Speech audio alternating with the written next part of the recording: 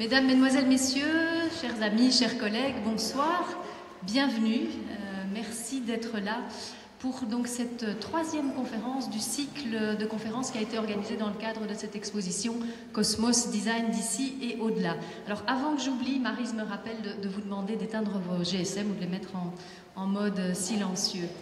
Alors je vous disais, c'était la troisième conférence de ce cycle d'activités transversales. Comme vous le savez, pour chacune de ces expositions, le CID organise toujours toute une série d'activités transversales pour donner différents angles d'approche, différentes entrées dans l'exposition.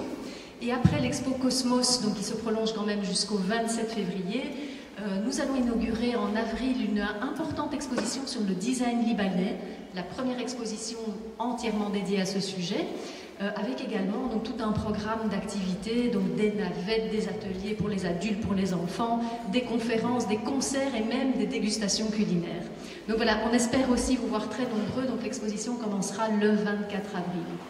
Alors je voudrais d'emblée commencer cette conférence en remerciant d'abord les équipes, toutes les équipes du CID qui ont rendu non seulement l'exposition mais la conférence de ce soir et toutes ces activités possibles, donc l'équipe culturelle et pédagogique, mais aussi l'équipe administrative, l'équipe technique et puis toutes les autres personnes qui ont contribué à cette exposition et à cette activité. Et puis bien sûr nos partenaires et sponsors, donc notre pouvoir subsidiant, la province de Hainaut, la Fédération Wallonie-Bruxelles, nos sponsors presse, la RTBF, la Libre, Google qui a sponsorisé cette exposition, l'ambassade de France, l'ambassade de Suisse, Ekman Art and Insurance. Ah non, c'est vrai, pardon, Ekman n'est pas encore sponsor, mais ne saurait tarder à le devenir. En tout cas, si la conférence de M. Usan est à la hauteur, on espère qu'ils le deviendront. Il n'y a pas de pression, pas du tout. Voilà, et donc, pour introduire cette conférence, tout d'abord, je voudrais dire que dans votre livre, vous parlez, M. Usan, vous prônez non pas l'interdisciplinarité, qui est quelque chose qu'on pratique nous ici au Grand Ornu, c'est ce qu'on essaye de faire à travers nos expositions, décloisonner les disciplines, mais donc au-delà de l'interdisciplinarité, vous prenez l'indisciplinarité. Alors je ne sais pas s'il faut vous prendre au mot, en tout cas ne soyez pas indisciplinés, mais très à l'écoute de toutes les choses dingues que vous allez entendre, parce que l'univers vibre, écrivez-vous, les planètes vibrent, les étoiles vibrent, les particules vibrent. Alors j'espère que vous allez nous faire vibrer, nous aussi, tout au long de cette soirée. Et pour vous présenter mieux que je ne pourrais le faire, je vais céder la parole à Thomas Hertog. Donc Thomas Hertog qui est cosmologue ou cosmologiste, je crois que ça veut dire à peu près la même chose. Monsieur Usan va nous l'expliquer, on a déjà eu un débat à ce sujet. Donc Thomas Hertog, cosmologue, professeur à l'université de Louvain. Thomas est un ancien proche collaborateur de Stephen Hawking. Il est passionné par la façon de rendre la beauté de notre univers, la beauté de la recherche, la beauté de la structure mathématique qu'il y a derrière tout ça à travers le langage artistique. Et dans ce cadre-là, il a été le co-commissaire de notre exposition Cosmos. Donc un grand merci à Thomas et c'est lui qui va introduire la conférence. Je vous souhaite une très très bonne soirée.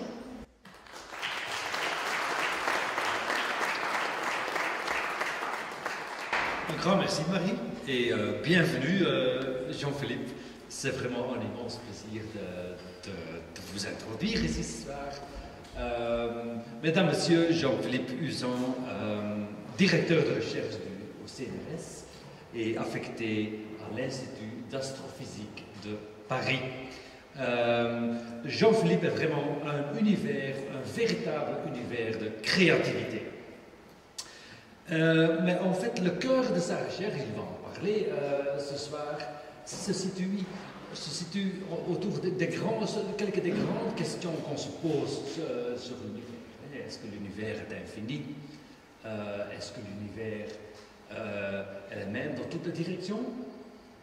Est-ce que les lois de la physique qui gèrent l'univers, est-ce qu'ils sont constantes ou est-ce qu'ils évoluent aussi? Professeur Usan se pose des grandes questions et il va nous introduire ce soir à ce thème qui nous touche tout le monde. Professeur Usan a reçu beaucoup de prix, je ne vais pas les lister tous, mais il a un prix qui est très spécial, qui est relié en fait à cette région. En 2015, je pense, professeur Huzon a reçu le prix prestigieux, le prix Georges Lemaître. Georges Lemaître, qui était le Belge, l'astronome prêtre belge qui était le premier à concevoir l'idée du Big Bang et qui notamment a été né à Marcinelle, pas loin d'ici. Mais bien au-delà de ses travaux scientifiques, Jean-Philippe Huzon s'est investi beaucoup dans la diffusion des connaissances. Et dans ce contexte, il a créé des projets avec des artistes, avec des compositeurs, avec des réalisateurs de documentaires, avec des designers. Et donc, il a vraiment cherché, j'ai l'impression, à ouvrir cet grand espace entre art et les sciences. Donc, je vous laisse la parole, chers collègues, et écoutez bien. Après, il y aura un Q&A pour toutes vos questions.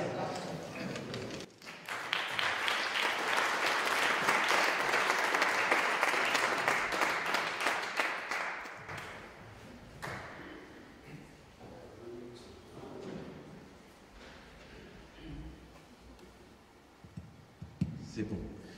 Bonsoir à tous. Bon, merci Marie, merci Thomas pour votre accueil et pour ces mots. Alors ce soir, en fait, je ne vais pas vraiment vous parler de mon travail scientifique lui-même, qui est un petit peu des fois rébarbatif et compliqué, mais je vais essayer de vous raconter une histoire qui est une histoire vraie, en fait, qui a commencé il y a presque une quinzaine d'années, alors que j'étais invité par une fondation qui s'appelle la Fondation 93, qui travaille en Seine-Saint-Denis, pour faire un projet avec des enfants dans une classe de CM2.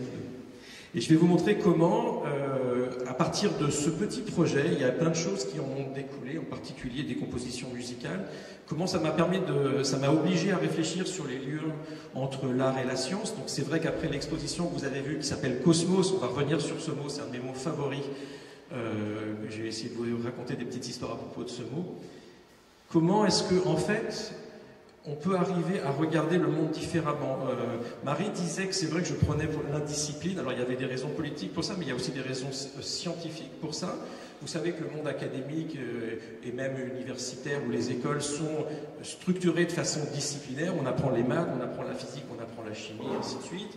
Ces disciplines ont du mal à se parler les unes les autres, et ça tout le monde l'a reconnu. Donc depuis quelques temps, déjà quelques décennies, on a inventé l'interdisciplinarité, de faire discuter des physiciens avec des biologistes, des scientifiques avec des artistes, ainsi de suite, de casser ces murs. Mais alors qu'aujourd'hui on est sur vraiment, et ça on le vit tous les jours, des grandes questions qui sont des questions globales, eh bien on se rend compte qu'on ne peut pas les aborder de façon disciplinaire. Si vous voulez parler du réchauffement climatique, vous devez avoir des sociologues, des philosophes, des physiciens, des biologistes, et que ces gens doivent se comprendre. Et je me suis dit, en fait, mais qu'est-ce qu'il y a de commun, en fait, entre l'artiste et le scientifique? Et c'est un mot qui, à mon avis, une qualité qu'on ne doit pas perdre en allant à l'école, qui est la curiosité. La curiosité, c'est quelque chose qui nous est donné à tous quand on est enfant. Ceux qui ont des enfants le voient, hein, d'accord? Ils vous posent des questions et à chaque fois, vous leur donnez une réponse, c'est pourquoi, d'accord? Donc ça pose pourquoi à chaque fois. Et en fait, si vous regardez dans le dictionnaire, le mot curiosité, ça vient du latin caritas. Et caritas, c'est le soin. La curiosité, c'est le soin que l'on porte au monde dans lequel on vit. C'est la façon dont on regarde le monde. Et donc le scientifique a de la curiosité, ça veut dire que quand il va avoir des petites anomalies, où il va voir un phénomène, ça va lui poser des questions, et il va porter soin à quelque chose que la plupart des gens en fait ne regardent pas. Et l'artiste fait pareil. Donc en fait, bien sûr, au départ de la démarche, il y a quelque chose de très commun entre la façon dont un artiste travaille et la façon dont un scientifique travaille. Mais il y a une grande différence, c'est sur leur production et le fait que le scientifique va se donner des règles parce qu'il veut il veut s'effacer derrière son travail alors que l'artiste en fait veut parler de son ressenti à lui. Mais on peut se retrouver sur notre façon de regarder le monde, et en fait la science avec ses outils nous fait découvrir le monde tel qu'on ne le voit pas avec nos yeux de tous les jours. Donc en fait il nous oblige à imaginer de nouveaux mondes, et en fait les artistes depuis déjà très longtemps s'approprient ces images de la science, les détournent, on peut raconter des histoires, faire de la science-fiction, et en fait ça nous apprend beaucoup de choses sur l'univers, mais aussi sur ce que la science produit. Et donc je me suis amusé avec ça, et j'étais invité donc il y a une quinzaine d'années dans une école pour faire un projet art-science.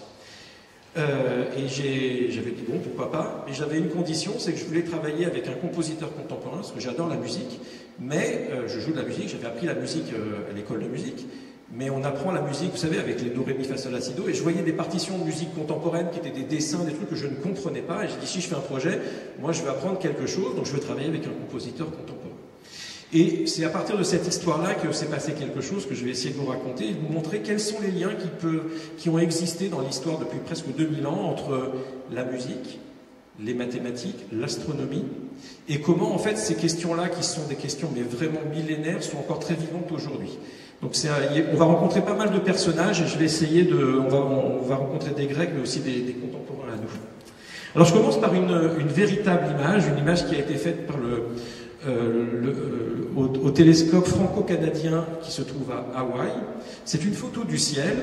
Et cette photo, alors aujourd'hui, pour beaucoup d'entre vous, elle ne vous étonne pas parce que vous en avez vu des similaires sur Internet, dans des documentaires. C'est quelque chose qui est devenu assez commun. Moi, c'est une photo, quand on monte ce genre de photo, il faut absolument se rappeler qu'il y a un siècle, personne ne savait qu'il existait une autre galaxie. Donc en un siècle, la plupart des gens, à part un ou deux spécialistes dans certains laboratoires, ne se posait même pas la question de savoir est-ce qu'il existe une autre galaxie. Et aujourd'hui, on a de façon quasi automatique des télescopes ou des satellites qui nous font des grands relevés de l'univers. Alors on peut se poser la question, quelle est la taille de cette image?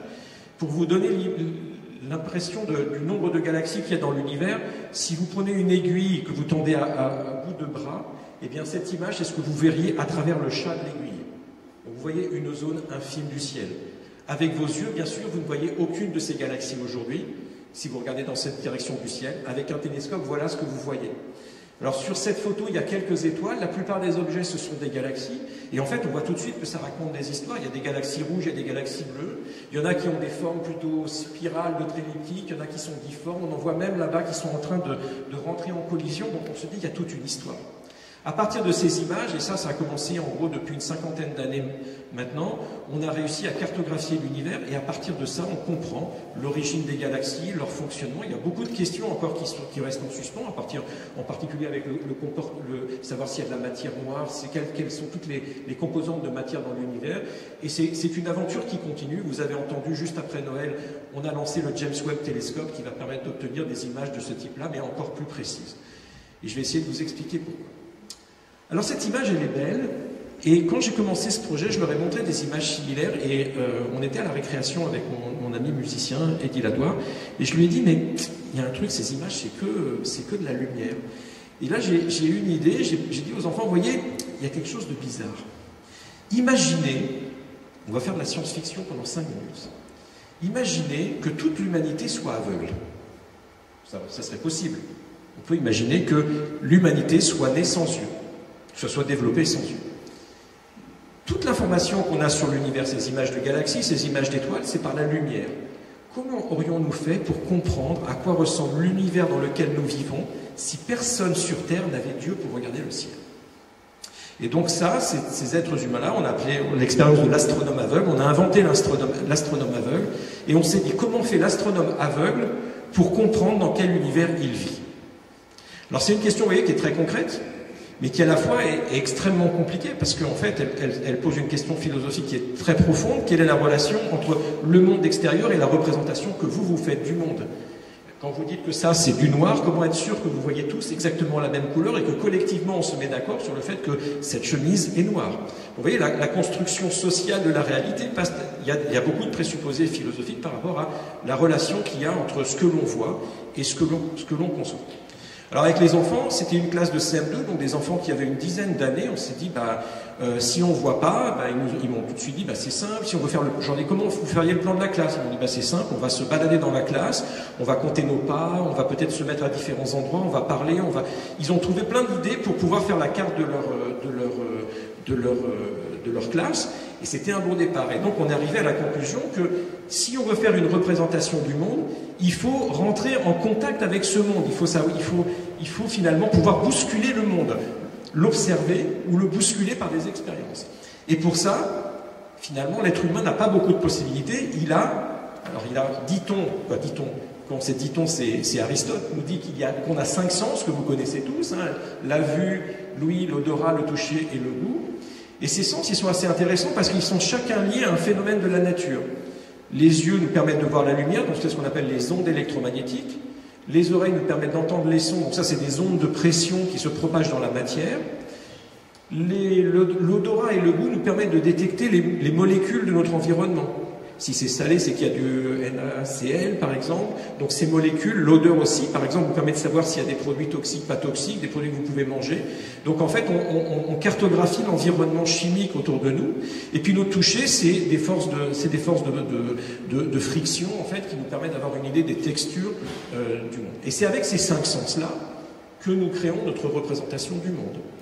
Et vous voyez, ça pose tout de suite beaucoup de questions. Alors, quand on dit 5 sens, c'était à l'époque d'Aristote. Aujourd'hui, on est à peu près d'accord. Les gens sont à peu près d'accord sur le fait que nous avons 9 sens.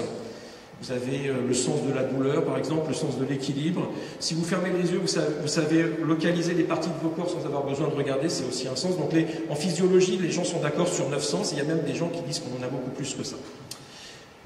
Et à partir de ces sens, on fait cette représentation du monde. Mais ce qu'on a compris aussi, c'est que ces sens, ils sont loin d'être parfaits.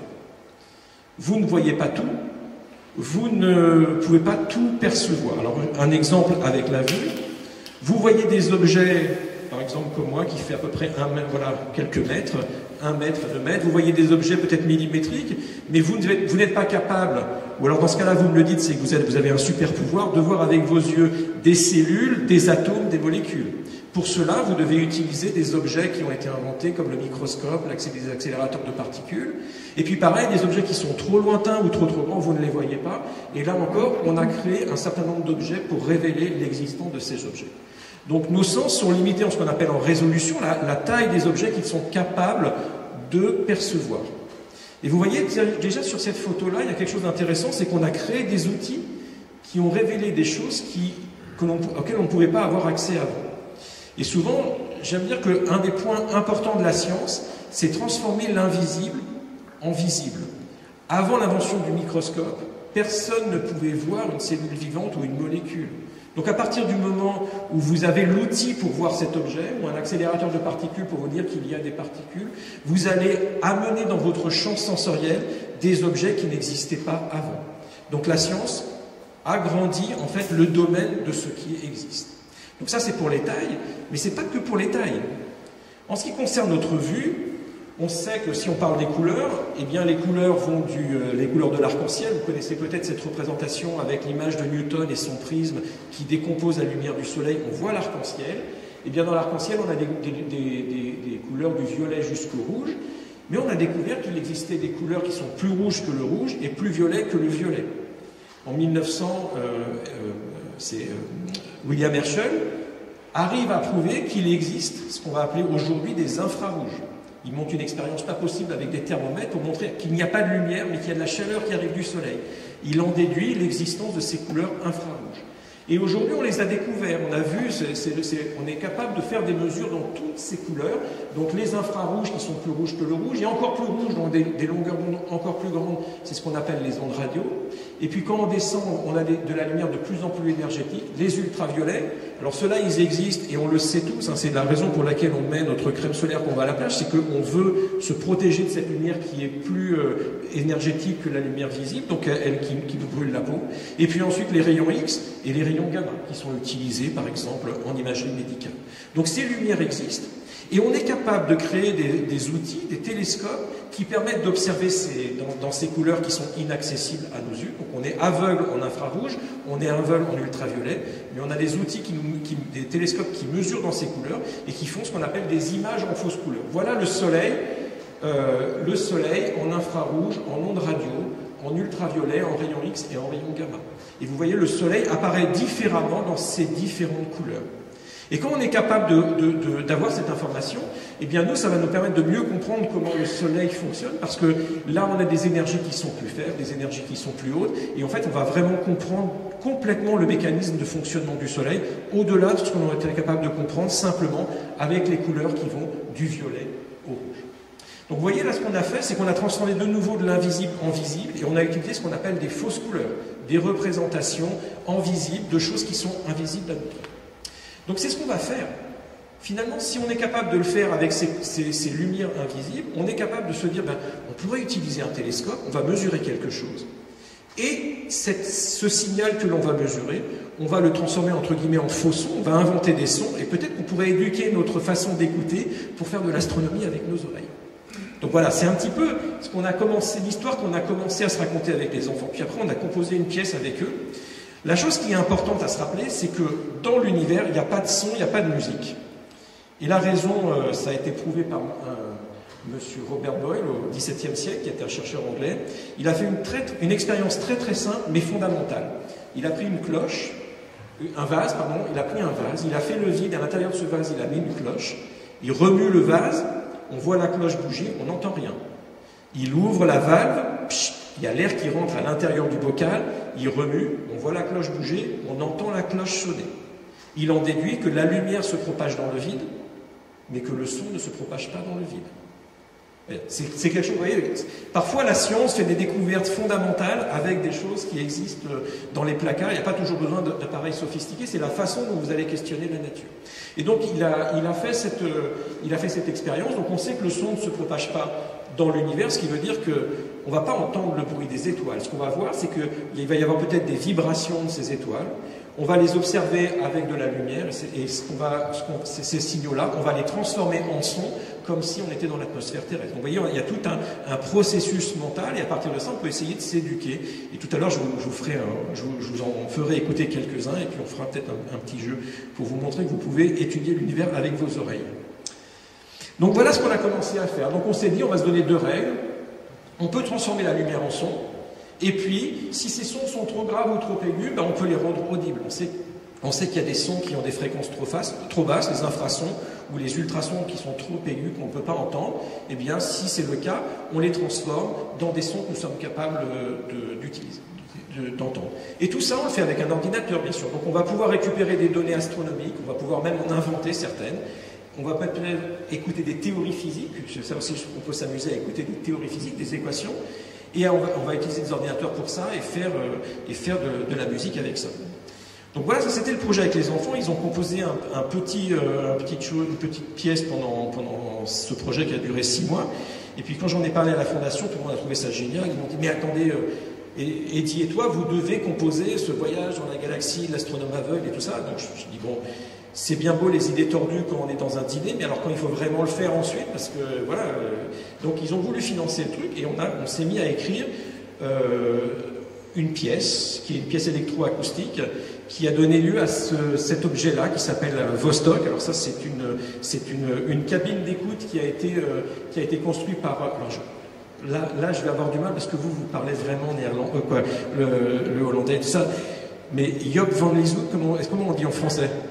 Joep van Lieshout, d'accord. Vous connaissez cet artiste Et donc il a fait la cabine d'écoute et Eddie et moi, on a créé des bandes de sons et à partir de ça, on a créé un voyage dans la galaxie simplement avec nos oreilles. Donc le son est spatialisé, il y a des amplis tout autour de la cabine, il y a aussi un caisson de basse dans le sol.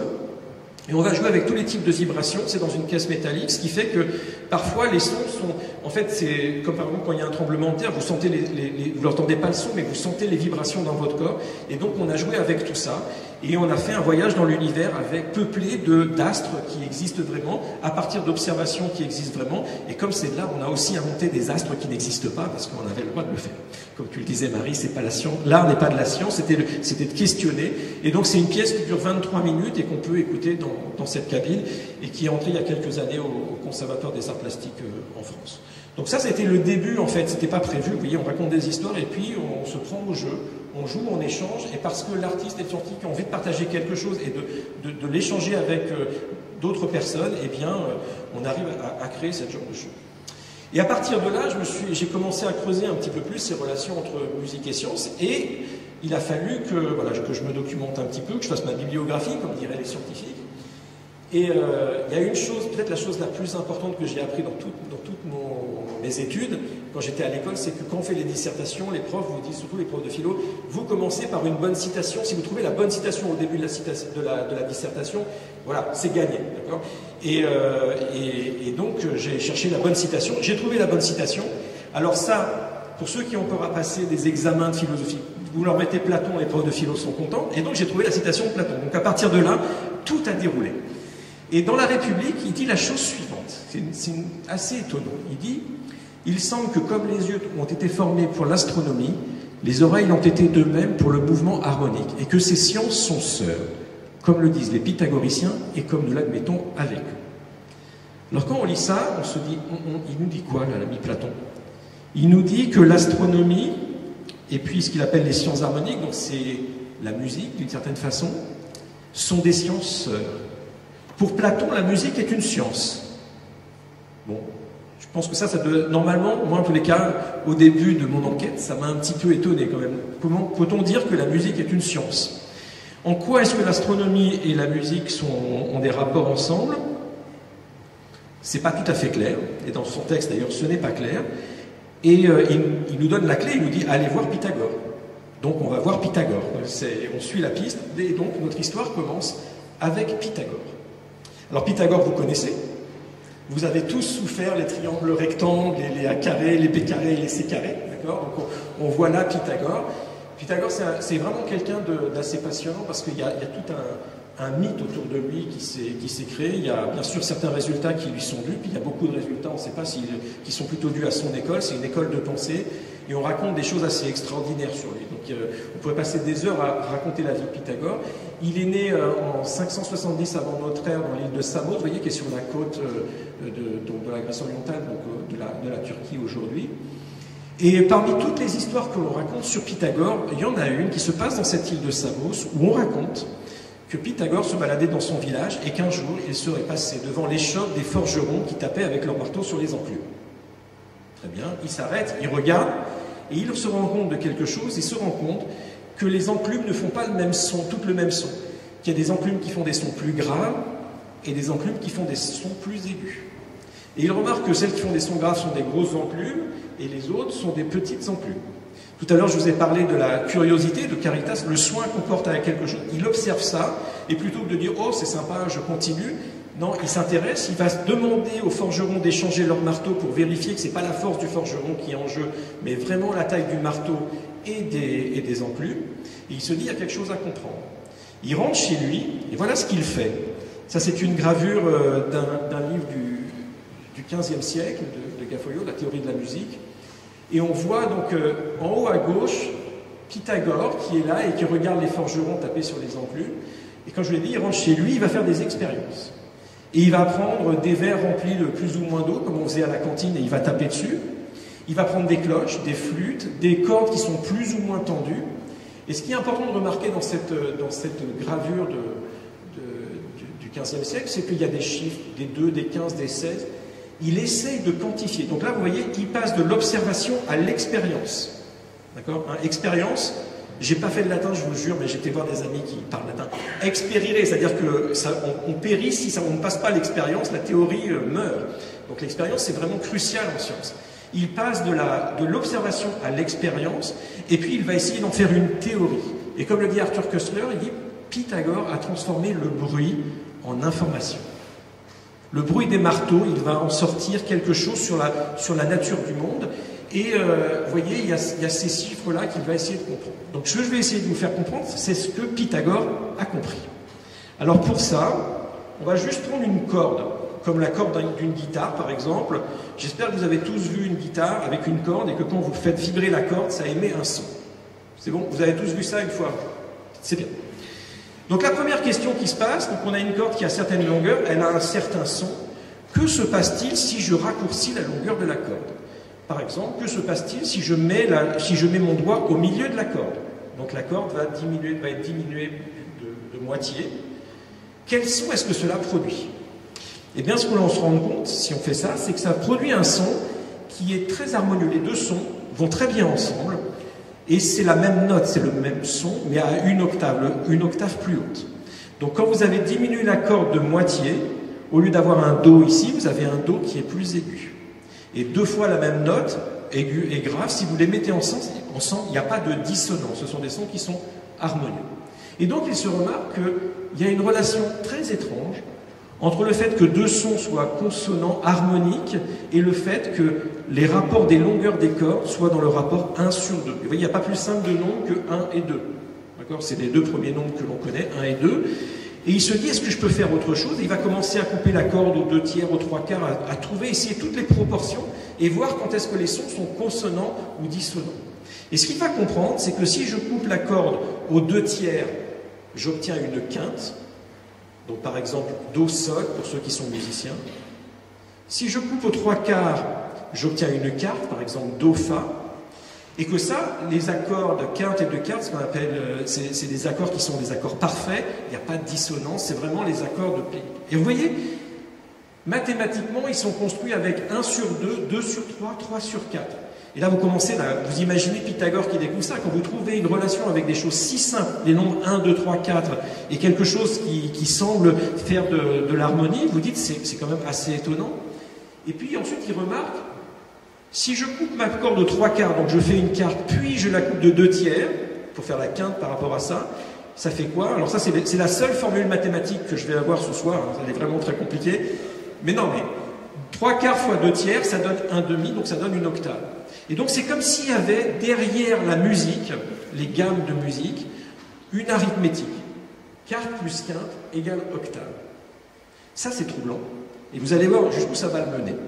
Alors Leibniz, qui a toujours des bons mots par rapport à tout, il a dit la chose suivante, il dit la musique est un exercice arithmétique secret et toute personne qui s'y adonne ne réalise pas qu'il manipule des nombres. Je pense que si vous disiez ça aux enfants quand ils commencent à apprendre la musique, ça serait la catastrophe la plus totale dans l'éducation de la musique. Mais vous voyez, il va se poser cette question-là. Et puis maintenant, il est capable de faire des cartes, il est capable de faire des quintes, et il va utiliser ça pour créer la première gamme, ce qu'on appelle la gamme pythagoricienne. Et cette gamme va avoir beaucoup d'imperfections, et il y a beaucoup de mathématiciens, en particulier Leibniz, Leonhard Euler, qui vont se poser la question de quelle relation y a-t-il entre les mathématiques, la façon de couper une corde, et les notes de musique. Et ça va nous amener mais très très loin, jusqu'à Jean-Sébastien Bach, pour avoir en fait ce qu'on appelle un tempérament constant, donc la façon dont un piano est accordé. Et c'était quelque chose de crucial pour des raisons de musique, c'est que il y avait des imperfections dans ces gammes, il y avait toujours des dissonances. On ne pouvait pas faire de polyphonie, par exemple. Et c'est l'apport de la polyphonie qui a demandé aux mathématiciens de savoir comment créer une gamme et donc de faire ces constructions de rapports. Quelqu'un qui a joué un très grand rôle là-dedans, c'est Marin Marais, peut-être que vous avez entendu parler, et puis qui a travaillé avec Mersenne. Alors 1, 2, 3, 4, c'est simple comme nombre. Hein. Et c'est là où la zone est grise. On va peut-être passer de la science à quelque chose qui est un peu moins scientifique. D'accord, ces derniers temps, l'actualité nous a donné ces moments où on a des choses scientifiques et des choses un peu moins rationnelles qui vivent ensemble. Et dans la tête de Pythagore, c'est un peu ça. 1 plus 2 plus 3 plus 4, ça fait 10. 10, comme vos doigts, c'est le nombre parfait, en fait, chez les pythagoriciens. Et puis ces nombres, vous pouvez les représenter graphiquement avec 1 point, 2 points, 3 points, 4 points qui forment un triangle équilatéral. Et ce triangle-là, pour Pythagore et toute son école, ça renferme tous les secrets du monde. Vous voyez, 1 sur 2, c'est l'octave, 2 sur 3, c'est la quinte, on a la quarte. Donc il y a toute l'harmonie musicale, il y a toutes les harmonies en fait. Ils se sont rendus compte, ensuite ils ont commencé à travailler sur une sorte de numérologie du monde, et tout était encodé dans ce symbole qu'ils ont appelé le tétractys. Et en fait, ce tétractys pour Pythagore, c'était ça en fait, qui recueillait qui enfermait tout le mystère du monde. En fait, le mystère du monde se trouvait dans ce symbole-là. Et lui, il l'avait découvert. C'est tellement important que dans ce tableau que vous connaissez ce tableau. D'accord? Donc c'est Raphaël, ce 1510, l'école d'Athènes, et Pythagore, il est là-bas avec le petit garçon et son tableau. Et ça, c'est une de mes amies qui est enseignante à la Sorbonne qui m'a dit, il faut que tu regardes le tableau. Donc, envoyé une photo. Qu'est-ce que vous voyez en bas à gauche? Vous voyez le tétractys. D'accord, donc il est là, et vous le retrouvez dans plein d'œuvres, en fait, à travers l'histoire de l'art. Et puis il y a ce symbole avec ses arcs de cercle et tout ça. Eh bien ça, c'est la gamme selon Pythagore. C'est les façons de couper la corde pour avoir toutes les notes musicales et tous les accords. Et donc la théorie de la musique. Et ça va nous amener à une sorte de théorie, alors je ne sais pas si elle est scientifique, c'est une sorte d'extrapolation de théorie scientifique. Hein. Faire les cordes, les couper et faire la gamme, c'est très bien, c'est de la science expérimentale. Et maintenant, il va en déduire quelque chose sur le monde dans son ensemble. Il va dire, lui et puis Aristote à sa suite, que tout est nombre. Tout est nombre, ça veut dire que tout dans le monde peut s'expliquer à partir de ces rapports très simples, 1 sur 2, 2 sur 3, 3 sur 4. Et tout, ça veut aussi dire la distance des planètes, la taille des orbites des planètes autour de la Terre, puisqu'à l'époque, on pensait que la Terre était au centre de l'univers. Et on va arriver à ce concept qu'on appelle l'harmonie du cosmos. C'est là où je vais devoir vous parler du mot cosmos, parce que vous avez vu l'exposition. Et donc l'harmonie du cosmos, c'est une sorte de mystique qui est fondée sur cette notion, sur l'harmonie, et qui a été révélée par une expérience, celle des corps, et qui a une formulation mathématique avec ses fractions, et qui repose sur un phénomène physique, les sons, dont on ne sait presque rien à l'époque.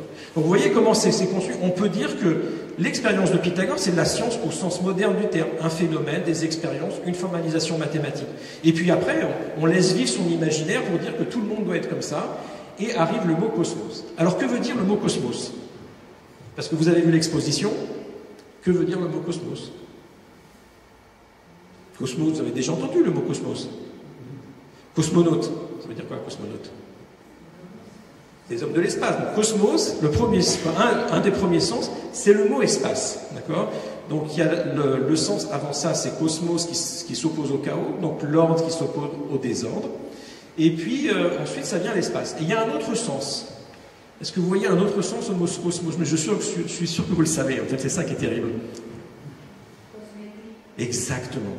Exactement. Et vous savez, donc moi je l'avais pas. Non, mais c'est génial parce que c'est exactement ça. Il y a 15 ans de ça, j'allais à une conférence en Afrique du Sud et j'arrive à la douane, comme ça, et le monsieur me demande, le douanier, il me demande, il dit, vous venez là pourquoi? Je dis, ben, j'ai fait 12 heures d'avion et tout, il n'y a pas de décalage horaire, mais j'étais fatigué, je dis, ben, je viens pour une conférence de cosmologie, il me dit, et vous avez des échantillons? Et là, bon, je dis non, ça lui dit, bon, très bien, très bien, welcome, welcome, tout va bien. Et puis j'étais dans le bus comme ça, et je me dis, mais qu'est-ce qu'il voulait dire, des échantillons de quoi? Et puis comme madame, je me suis dit, mais oui, cosmétique. Et j'avais jamais fait pourtant j'en avais fait de la cosmologie, je n'avais jamais fait le lien. Et je me suis dit, pourquoi? Et donc là, j'écris à cette amie qui est prof de grec à la Sorbonne, je dis, mais elle me dit, ben oui, cosmétique, l'art de la parure, ça vient du mot cosmos. Je dis, mais pourquoi est-ce qu'on utilise le même mot pour l'art de la parure, donc la beauté, et l'espace? Pourquoi?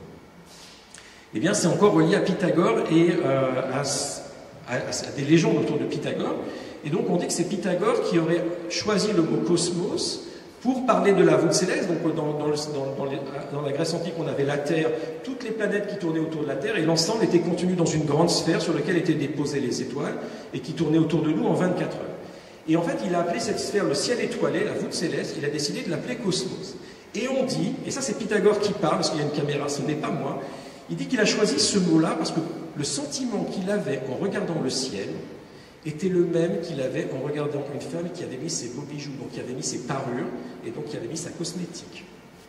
Donc c'était l'émotion. Il a choisi ce mot-là pour parler de l'espace parce que ce qui caractérisait ce ciel étoilé, c'était l'émotion qu'il avait en regardant ce ciel. Donc vous voyez, on a cette relation entre la beauté du monde qui a été révélée par la science, mais aussi la beauté du monde, simplement, je regarde le ciel étoilé et c'est juste beau. Il n'y a pas besoin d'avoir fait des sciences pour sortir, voir le ciel et se dire et toutes les questions qui vous tombent dessus. Et donc, voilà, dans cette histoire-là, c'est pour ça que je voulais vous parler de Pythagore, on a une exposition Cosmos et vous avez vraiment le sens de ce mot-là qui est un mot très très fort dans notre culture. Et l'harmonie, qu'est-ce que c'est que l'harmonie? Est-ce que vous savez ce que c'est que l'harmonie? Et je ne vends pas de séjour harmonie et musique. L'harmonie. Alors, l'harmonie, c'est le fait de mettre deux objets ensemble et que l'assemblage de ces deux objets est plus que les objets qui le constituent. Un endroit où ça a été très bien utilisé, c'est par Homère dans l'Odyssée.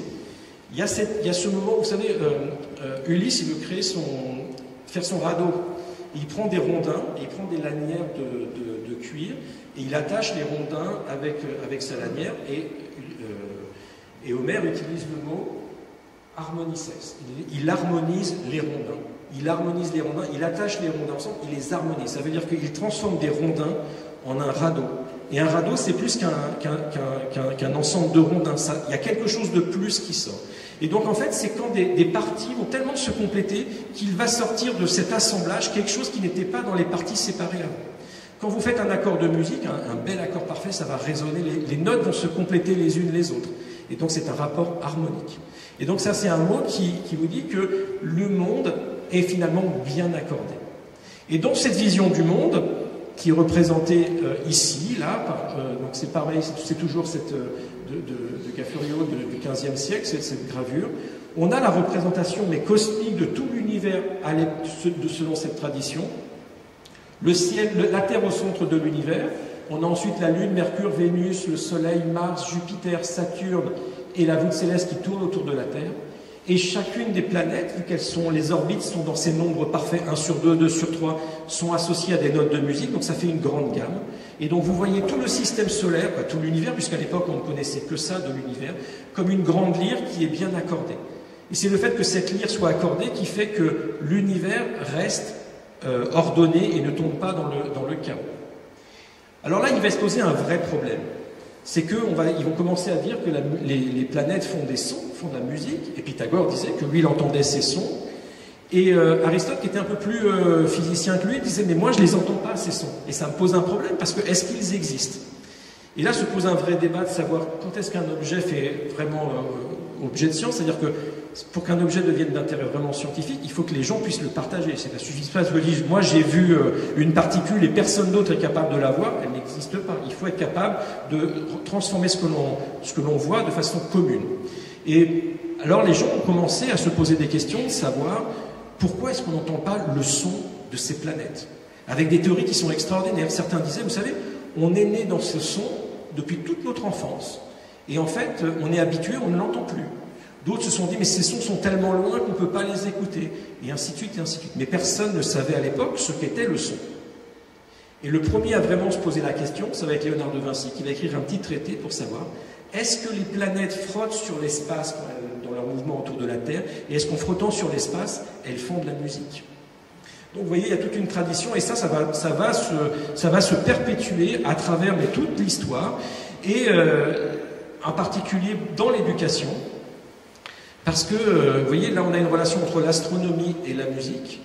Et il va y avoir aussi cette relation avec les fractions, donc l'arithmétique et la géométrie. Et ces quatre disciplines, la géométrie, l'arithmétique, l'astronomie et la géométrie, vont être le cœur de l'enseignement scientifique jusqu'à la fin du Moyen-Âge, jusqu'à la Renaissance. On appelait ça le quadrivium, les quatre disciplines scientifiques. Et donc il faut imaginer que toutes les personnes qui étaient des scientifiques, des grands scientifiques, Newton, Kepler, qui avaient appris les sciences, avaient appris la musique. Ce type-là de musique, en fait, c'est une musique très très théorique, ça ne voulait pas dire qu'ils en jouaient de la musique. Et ils avaient aussi appris l'astronomie, et que tout ça, en fait, dans leur tête, c'était la même chose. On parlait d'indiscipline, ça veut dire qu'à l'époque, la façon de découper le savoir n'était pas la même que la façon dont nous découpons le savoir aujourd'hui. Ça veut aussi dire que quand vous lisez quelqu'un qui va vous parler d'une démonstration mathématique avec de la musique ou avec de l'astronomie, il ne faut pas dire simplement qu'il ne comprend rien, c'est juste qu'il utilise le langage de son époque et vous le jugez par rapport à votre vision en fait scientifique d'aujourd'hui qui n'est pas celle que vous devez utiliser. Et ça, c'est le travail des historiens des sciences, de savoir comment évaluer le travail de quelqu'un en fonction de la façon dont il se représentait son savoir à cette époque. Alors le plus grand qui va faire ça, et là on va commencer à écouter de la musique, c'est Johannes Kepler, peut-être le plus grand astronome du XVIIe siècle. Et il va écrire un traité, l'Harmonie du monde, 1619, c'est un livre majeur, un gros livre en 5 tomes. Et le dernier tome, en fait, parle de l'harmonie des orbites planétaires. Et ce qu'avait compris Kepler, c'est que les planètes tournent autour, ça on le savait depuis Copernic et Galilée, les planètes ne tournent pas autour de la Terre, mais autour du Soleil. Et leurs orbites ne sont pas des cercles. Alors vous voyez, si j'ai un mouvement circulaire, donc je vais avoir une seule vitesse, et donc je vais pouvoir associer une note à ce mouvement-là. Ce que comprend Kepler, c'est que les orbites sont ce qu'on appelle des ellipses, c'est des cercles qui sont un peu aplatis. Et donc quand vous êtes plus proche du Soleil, vous allez plus vite, quand vous êtes plus loin, vous allez plus lentement. Et il va être capable de calculer la vitesse le long de la trajectoire, avec des calculs, c'est le premier à faire ce genre de calculs, c'est des choses que les gens qui vont en première année d'université apprennent les lois de Kepler. Et il va dire, en fait, quand je suis plus proche, c'est plus aigu, quand je suis plus loin, c'est plus grave. Et il va associer à chacune des orbites des planètes du système solaire des petites mélodies. Vous avez dans la notation, là j'ai scanné par rapport à son livre, en fait, c'est vraiment l'extrait du livre de Kepler, donc avec des notations musicales qui sont assez anciennes. Et alors il y a un truc très drôle, sur la Terre, vous voyez, il y a deux notes là, comme ça, et donc il marque dans la marge de son livre, il dit, donc les deux notes qui sont là, aujourd'hui ça serait mi, fa, mi, fa, mi, fa, il dit ce n'est pas étonnant, parce que sur Terre, on va de miseria en famina. Donc ça, pour lui, ça faisait sens que la Terre chante mi, fa, mi, fa, mi, fa, nous allons de miseria en famina, et ainsi de suite. Et puis ce qu'il dit, c'est qu'il dit, ben voilà, je vous donne ça, mais moi je ne suis pas compositeur, je ne suis pas musicien, si ça vous intéresse. Et ensuite, il va y avoir des musiciens qui vont s'intéresser à ça, il va y avoir toute une tradition de gens qui vont reprendre ces notes de Kepler pour en faire un certain nombre de choses. Le plus drôle, c'est peut-être le ballet des planètes de Lully, dans lequel, là c'est un peu ironique, dans le sens où le Soleil, bien sûr, c'est Louis XIV, et les planètes, c'est tous les ministres qui tournent autour de Louis XIV, et ils s'amusent à se moquer de tout le monde, comme ça. Vous avez le monde de la Lune de Haydn, et puis il y a des exemples en termes de musique électroacoustique, parce que quand vous avez des notes, vous passez d'une note à l'autre, alors que sur l'orbite, les choses changent continuellement. Et d'ailleurs, Kepler va dire, c'est un problème, il faudrait pouvoir changer les notes sans passer, les sons sans passer par les notes. Mais quand vous avez de la musique électronique, en fait, vous pouvez faire des changements continus. Et en particulier, c'est ce qui a été fait par Willy Ruff et John Rogers. Et puis nous, avec Eddie Labor, on l'a fait, mais on s'est dit, on va pas refaire ce qui a déjà été fait. Donc on a appris, puisqu'on savait aujourd'hui, qu'il y a des étoiles qui tournent autour du centre de notre galaxie, dans lequel il y a un trou noir. On est capable de mesurer leur orbite, et donc on s'est dit, on va faire la même chose, mais avec ces étoiles qui n'ont jamais été utilisées. Donc ça nous donnait des nouvelles mélodies, et on s'est amusé à faire ça. Donc voilà, je vais vous faire écouter juste un tout petit peu. Donc leur morceau dure 23 minutes, on ne va pas l'écouter en entier. On part du Soleil, on va vers l'extérieur, on entend les planètes rentrer les unes après les autres. Donc la première planète va être Mercure, vous voyez, elle a une grande amplitude comme ça. Et puis ensuite on va voir Vénus qui a quasiment un son constant. Et puis on a toutes les planètes qui rentrent les unes après les autres. Alors je vous ferai juste écouter un petit bout pour que... Regardez ça.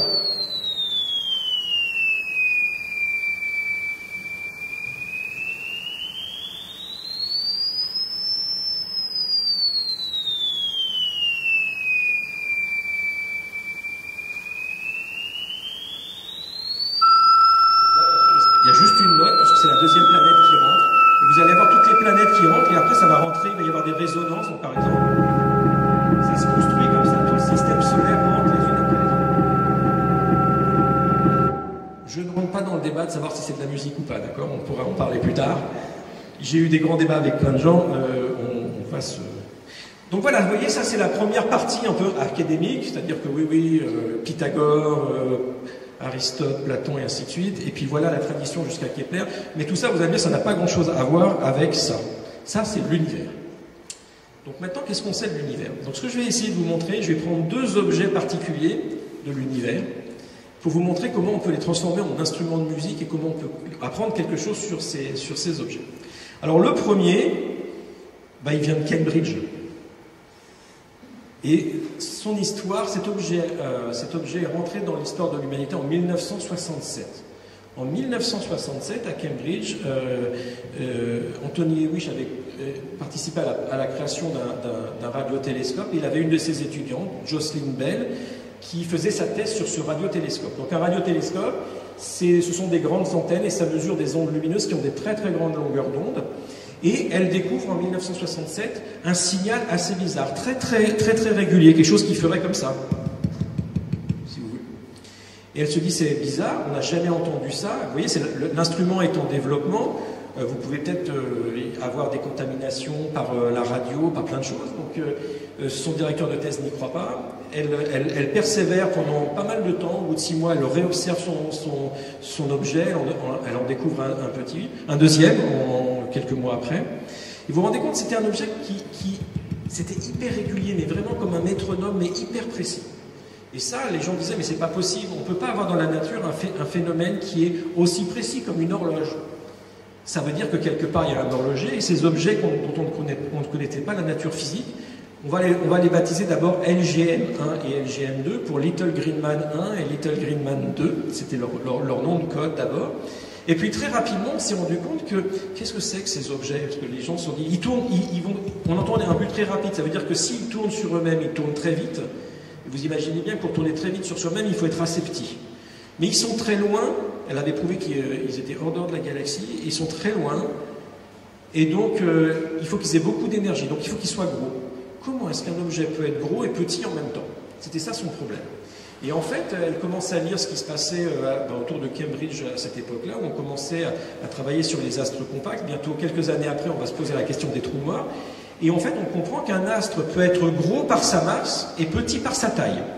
Et ça, c'est ce qu'on va appeler des étoiles à neutrons. Donc une étoile à neutrons, c'est une étoile qui, par exemple, a la même masse que le Soleil, mais au lieu d'avoir un diamètre de 700 km, a un diamètre de 10 km. Donc vous prenez le Soleil et vous le ramenez à 10 km. Et là, comme vous le ramenez sur le Soleil, il devait tourner un petit peu, il va se mettre à tourner très très vite. Et si cet objet a un champ magnétique, ça va faire comme un phare. Et à chaque fois que vous voyez la lumière du phare, eh bien ça vous fait un bip. D'accord? Mais ça tourne très très vite, et donc vous entendez ça. Donc elle a découvert ces pulsars, et donc je vais vous en faire écouter un. Voilà le pulsar Vela, qui est dans l'hémisphère sud.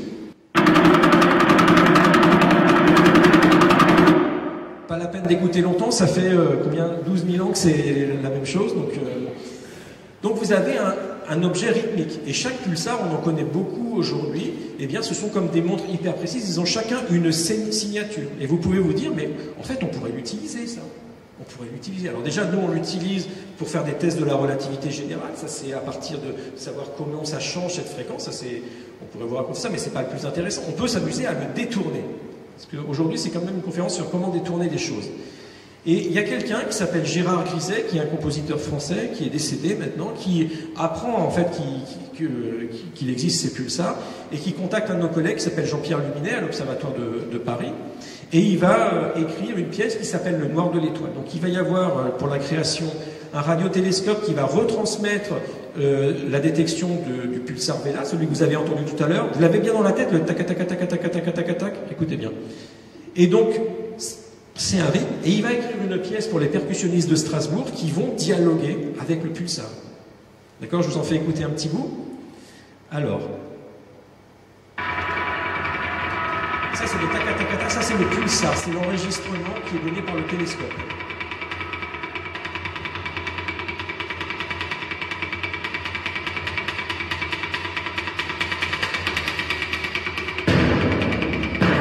Ça va se développer avec bien sûr, vous avez un quart d'heure encore, c'est pas ça.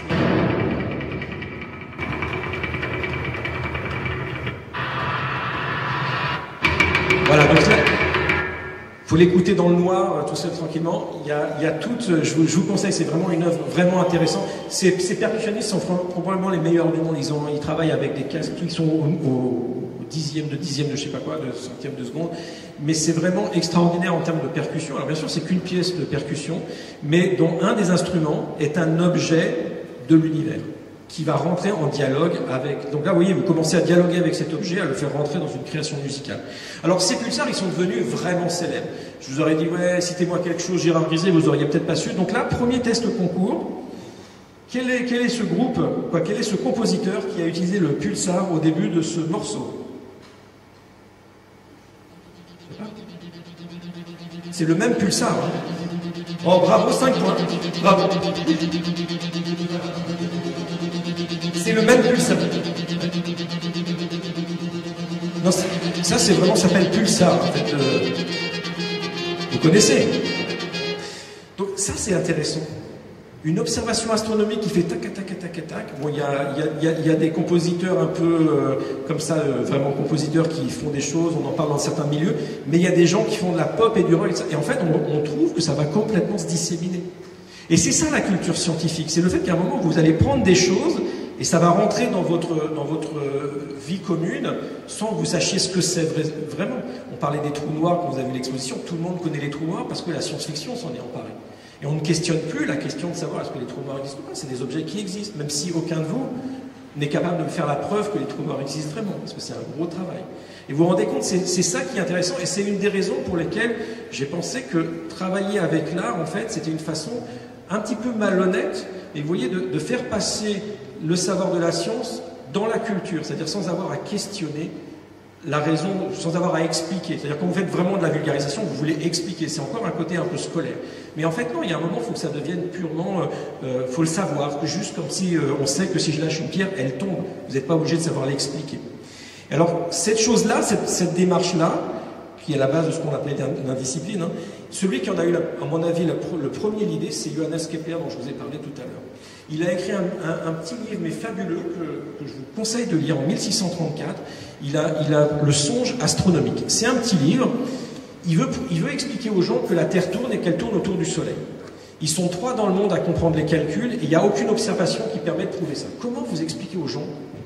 Eh bien, il va écrire un petit livre de fiction dans lequel il va prendre certaines substances, il va voyager jusqu'à la Lune, il va être sur la Lune, il va regarder le système solaire vu depuis la Lune. Tout est exact, il a fait tous les calculs. Et à partir de là, on va commencer à parler, en fait, de voyage dans le système solaire. Donc, vous connaissez un certain nombre d'œuvres où on commence, à partir du XVIIe siècle, à se voyager dans le système solaire. Et lui, en fait, il va vous donner les vrais faits scientifiques. Il voit la Terre tourner, il vous dit à telle période, elle est comme ci, elle est comme ça. Et donc, ça devient, c'est de la fiction. Donc, c'est malhonnête comme façon de vous transmettre cette information, parce qu'on pourrait dire, non, non, c'est qu'une histoire. Mais en fait, il met en germe dans votre esprit des choses qu'ensuite on va être capable de prouver vraiment à tout le monde. Et vous voyez, je pense qu'il y a ces 2 étapes dans le fait de s'approprier un savoir. C'est pas simplement démontrer. Si on vous donne que des preuves rationnelles, il y a un moment où vous les acceptez pas parce que vous ne les comprenez pas tous, ces preuves. Mais si on vous rend ça sensible, sensitif, émotionnel, en fait, vous allez être plus enclin à accepter ce savoir. Donc c'était un petit peu la but de la démarche. Deuxième objet, ça commence là. Vous connaissez le monsieur qui est là? Ouais. Il est mort pas loin, il est mort. Il a échoué pas loin de chez vous. Hein. On est aux Tuileries. C'est quoi la date? C'est, je ne me rappelle plus de la date. Non, c'est pas grave. En 1809. On est aux Tuileries en 1809. Il y a Napoléon, il y a un certain nombre de membres de l'Académie des sciences. Et là, il y a un monsieur allemand avec un archet. Il s'appelle Ernst Chladni. C'est un physicien. Et il a découvert. Donc, il était physicien et puis il aimait bien aussi construire des instruments de musique. Il a découvert un truc, il a découvert que si on prenait une plaque de métal, qu'on mettait du sable dessus, et qu'avec un archet, on faisait vibrer la plaque, eh bien on voyait des belles figures apparaître, comme ça. Voilà, c'est beau. Napoléon trouve ça génial. Donc c'est Napoléon, il dit, bah c'est simple, alors, personne ne savait pourquoi ça faisait ça, et Napoléon dit, bah, j'aimerais bien qu'on explique ça, donc on va lancer un concours de l'Académie des sciences, et la personne qui sera capable d'expliquer ces figures, qu'on appelle les figures de Chladni, aura un prix de l'Académie des sciences. Et la personne qui comprend ça, c'est une femme qui s'appelle Sophie Germain, donc c'est la première grande femme scientifique française, hein, Sophie Germain, qui a fait l'école polytechnique avant qu'elle soit ouverte aux femmes, puisqu'elle a pris l'identité de quelqu'un d'un camarade qu'elle connaissait, qui était malade et qui n'allait pas en cours, qui suivait les cours par correspondance. C'est elle qui apprenait, elle faisait ses... Non, mais c'est une histoire extraordinaire. Elle avait appris les mathématiques par son père, mais à l'époque, hein, les filles, pas de maths, pas d'études, d'accord? Donc c'était très... Voilà, elles n'avaient pas la possibilité de rentrer dans ces carrières-là. Et elle faisait ses cours par correspondance. Et son professeur de mathématiques à l'école polytechnique, c'était Lagrange, le grand Lagrange donc, de la mécanique analytique. Et Lagrange est un peu énervé parce qu'en fait, probablement son meilleur élève ne vient jamais à ses cours. Il envoie ses exercices par ses camarades et donc il lui écrit une lettre pour la voir et donc pour le voir. Il découvre que son étudiant est une étudiante. Et là, en fait, il va l'aider à continuer sa carrière scientifique, il va l'épauler, et elle va faire une carrière scientifique, mais fabuleuse. Elle va découvrir des théorèmes en mathématiques, en théorie des nombres, et en particulier, elle va être la première à comprendre ce qui se passe quand ces plaques vibrent. Et ça, c'est le moment où la physique commence à comprendre qu'est-ce qui se passe quand un objet vibre. Et tous les objets qui vibrent, par exemple, tous les instruments de musique vibrent. Donc c'est les débuts aussi de la compréhension scientifique de l'acoustique. Pourquoi est-ce qu'un violon est un bon violon? Et il va y avoir à ce moment-là toute une effervescence autour de cette compréhension-là. Et on va comprendre, vous voyez, vous avez ces figures-là, qu'il y a des endroits où l'instrument... Donc là, en fait, sur la plaque, vous avez une plaque qui vibre. Il y a des endroits où la plaque vibre beaucoup, donc les grains de sable ils se mettent à sauter. Puis il y a des endroits où la plaque ne vibre presque pas, reste immobile, et les grains de sable vont s'accumuler sur ces lieux-là. Et donc ça vous donne les modes de vibration de la plaque. Et ce qu'on a compris ensuite, ça c'est des mathématiques, c'est que si on observe tous les modes de vibration de la plaque, on est capable de reconstruire le son que ferait l'instrument quand il vibre. Alors voilà des violons qui ont été étudiés. Donc par exemple, si vous avez un violon qui a une fissure ou un défaut, eh bien pour localiser le défaut, on va faire ce genre. Alors on met pas du sable, on met des petits micros au-dessus du violon et on regarde la façon dont le violon vibre et on est capable de comprendre en fait toute son acoustique.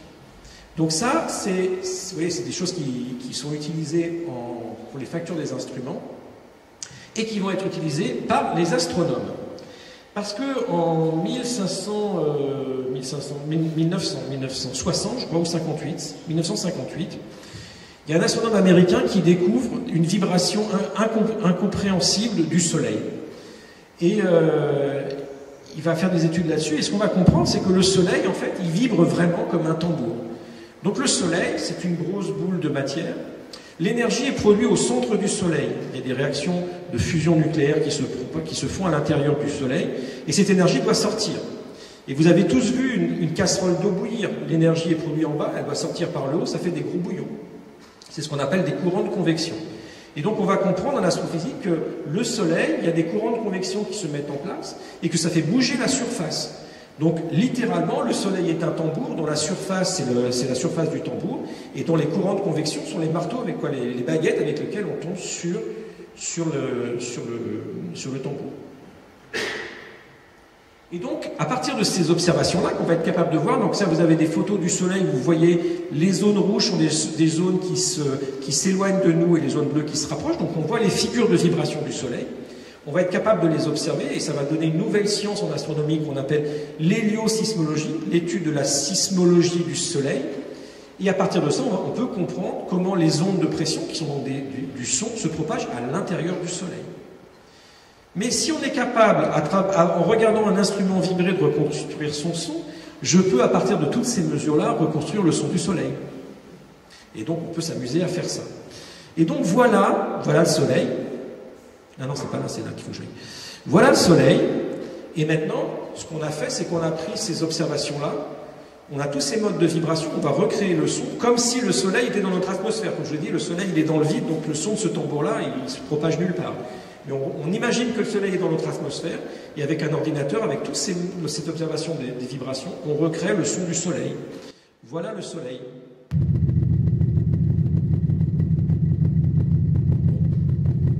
Très bien, on ne fait pas grand-chose, hein. Voilà le Soleil. Ces modes de vibration, ils sont intéressants pour comprendre la structure interne du Soleil, mais on a une note, on a une sorte de note. Et puis, les astrophysiciens, le Soleil, ça les intéresse, mais bon, il y a les autres étoiles. Est-ce qu'on est capable d'observer la même chose pour les autres étoiles?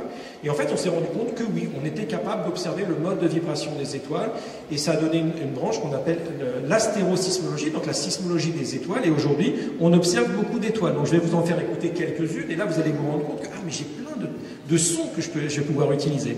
Donc voilà Alpha du Centaure, qui est une étoile double. Il y a 2 étoiles dans Alpha du Centaure. Voilà la première. C'est pas le même son que le Soleil. Bon, parce qu'elles n'ont pas la même masse, la même taille, la même température, donc c'est pas les mêmes étoiles. Hop, viens là, toi. Voilà son compagnon. Viens là. Là, il n'y a rien à comprendre, il faut juste... Voilà. Ça fait un peu film de science-fiction. Hein. Et puis, je vais vous faire écouter une autre étoile. Donc, celle-là, vous voyez, elle n'a pas de chance, elle a été découverte trop tard, donc elle n'a pas un nom gentil, elle a un nom de code dans un catalogue. HR 3831, oui, c'est comme ça la vie. On finit tous par des codes. Voilà, c'est une petite étoile qui a un très fort champ magnétique, vous allez voir, elle fait très science-fiction, celle-là.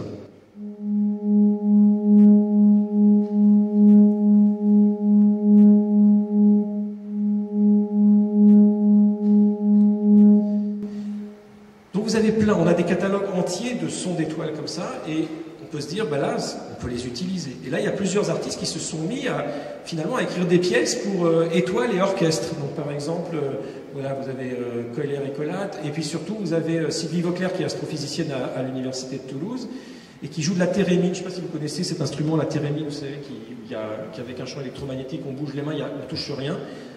Et qui travaille avec le compositeur Claude Samuel Lévin, et ils ont sélectionné des étoiles, ils ont fait des synthétiseurs, et ils ont l'instrument étoile avec l'orchestre.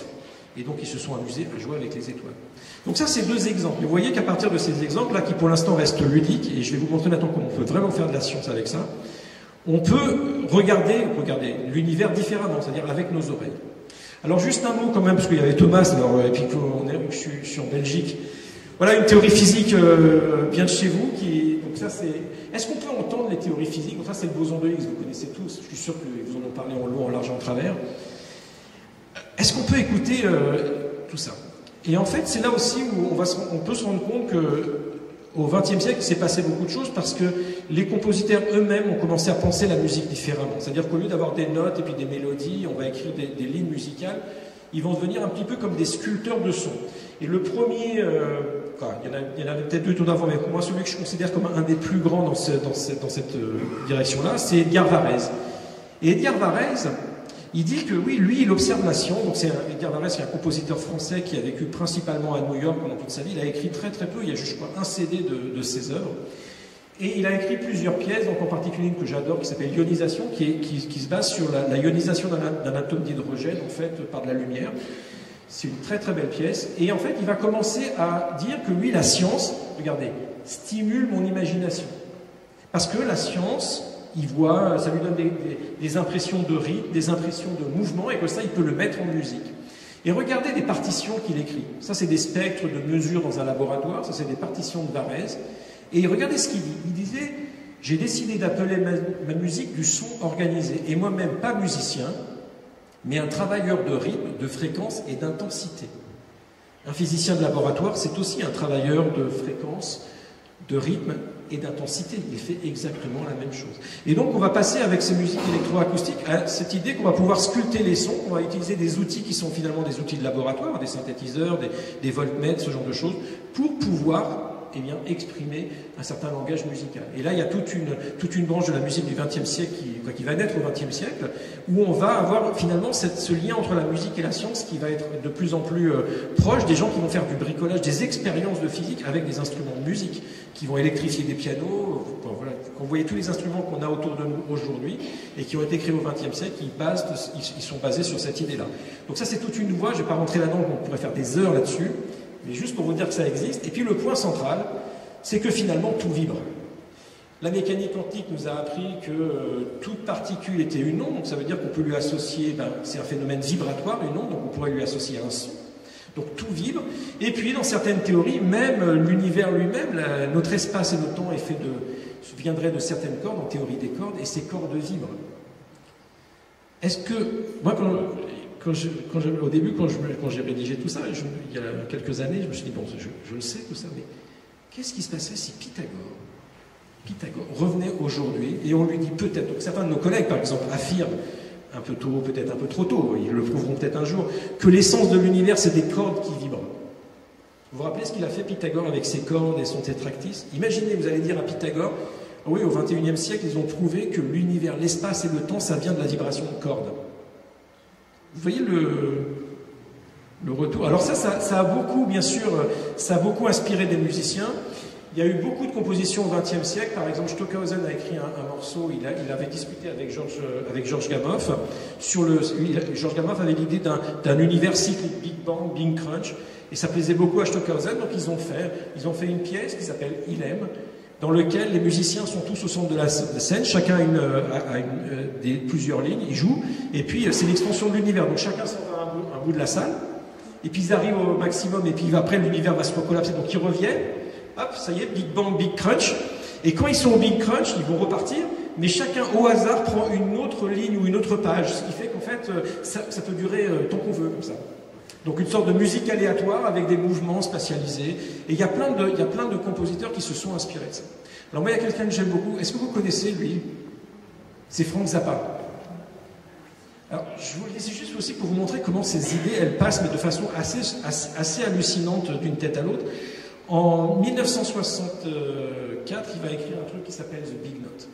Et vous savez, on a découvert dans les années 60 ce qu'on appelle le fond diffus cosmologique. Vous en avez sûrement entendu parler, il y a eu des très belles images du satellite Planck, du satellite MAP ces dernières années. Et ça, quand on l'a détecté, il s'était associé à une certaine fréquence. Et puis dans les journaux, on a commencé à parler de cette note qui baignait tout l'univers. Une sorte de vulgarisation dans les journaux de la presse. Et Frank Zappa entend ça, et puis il lit quelque part que si on fait un calcul, ce son est un si bémol, c'est ça, c'est un si bémol, pas juste de bêtises. Voilà, c'est un si bémol. Alors je ne sais plus combien, peut-être 200 octaves au-dessus plus grave que le si que l'on entend, mais il dit c'est un si bémol. Et il commence à rentrer dans une sorte de vision, mais complètement mythique où il se dit, mais tout l'univers, tout ce qui existe dans l'univers vient de ce son, puisqu'on nous explique que les galaxies viendraient de ces vibrations de l'univers il y a 300 000 ans, ce qu'on ne savait pas à l'époque. Et il imagine, donc la big note, c'est cette big note qui baigne tout l'univers et qui est l'explication de toute chose. Donc finalement, comme l'aurait peut-être fait Pythagore. Donc il y a tout un album, ça je ne vais pas vous faire écouter là, c'est trop drôle, mais il faut l'écouter. Donc si vous avez la chance de pouvoir tomber sur cet album de Frank Zappa, en fait il redécouvre Pythagore, d'une certaine façon, à l'aune des découvertes sur l'univers des années 1960. Et c'est assez extraordinaire de voir de nouveau, vous voyez, ces idées qui parfois sont des idées de science, parfois sont des idées qui sont détournées et deviennent des idées de fiction ou d'art, et qu'on a cette roue entre ces différents types d'idées. Et pour finir, c'est vous qui allez travailler. Parce que maintenant, je veux qu'on fasse un tout petit peu de science. Donc la question, vraiment, c'est est-ce que vous pourriez devenir un scientifique vraiment aveugle et un astronome vraiment aveugle? Et ça, on sait que c'est possible, parce que comme moi, vous allez peut-être au cinéma et vous avez vu ce film. C'est quoi ce film? Oh non, t'aimes le cinéma, j'ai vu. Contact de Zemeckis. Et c'est un livre de... Voilà, c'est ça, ce que j'allais dire, c'est d'abord un livre de Carl Sagan, et puis voilà, vous la connaissez, Jodie Foster. C'est comment elle s'appelle? Ellie Arroway dans le film. Qui a vu le film? Bon, c'est bien. Ouais, c'est pareil, qui connaît l'histoire, quoi? Super. Ellie Arroway est une astronome, une radio-astronome. Elle utilise les mêmes télescopes que Jocelyn Bell, d'accord? Et ces télescopes-là, vous ne voyez rien, d'accord? C'est des grandes antennes, il faut des ordinateurs pour traiter l'information que vous avez. Son papa est mort, elle a un vrai problème avec, à résoudre personnel. Et elle, plutôt que de passer par les ordinateurs, elle a une méthode bien à elle. Elle va au pied des télescopes sur son pick-up. Non, mais en fait, c'est assez génial, en fait.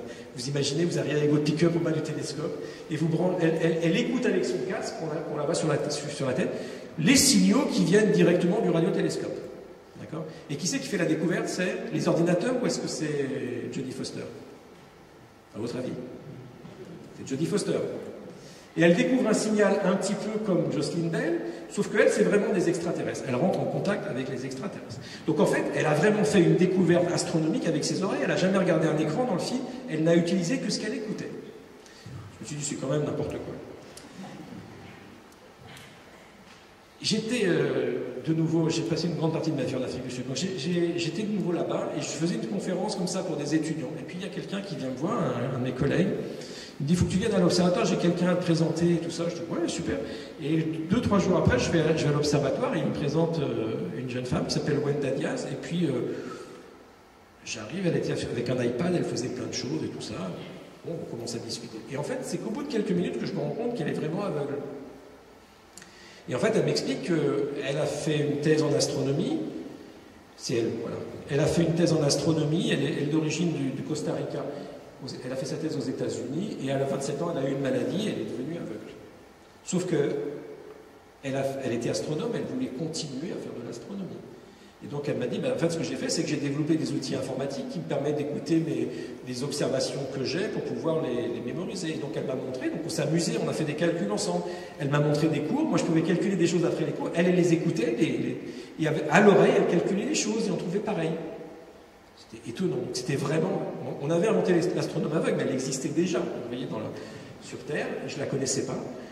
Et en fait, bon, elle, ce qu'elle a fait, c'est qu'elle a développé maintenant des programmes pédagogiques, parce qu'elle dit, mais en fait, quand vous êtes un enfant aveugle, vous allez à l'école. La plupart de l'information qu'on a aujourd'hui est sous forme visuelle. Toutes les données, on est dans un monde de données, que ce soit la météo, la bourse, la science, ce sont des chiffres, des colonnes de chiffres, des graphiques. Comment faire pour que des enfants aveugles aient accès à ces données et puissent travailler? Donc elle a créé tout un ensemble de logiciels et des méthodes pédagogiques pour leur apprendre à écouter et à utiliser leurs oreilles pour pouvoir en fait visualiser les données. C'est ce qu'on va faire ensemble. C'est mon dernier transparent quasiment après. Alors, là il y a un truc, il faut que je vous explique ce que c'est que ces dessins.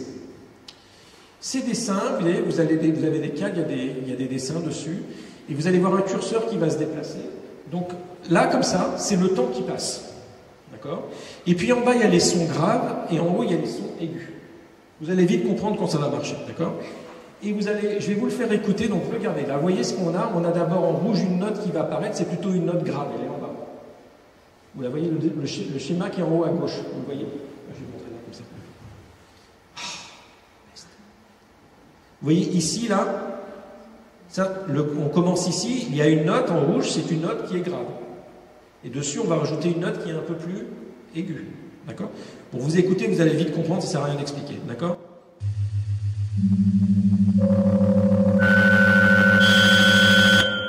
Vous avez compris? D'accord.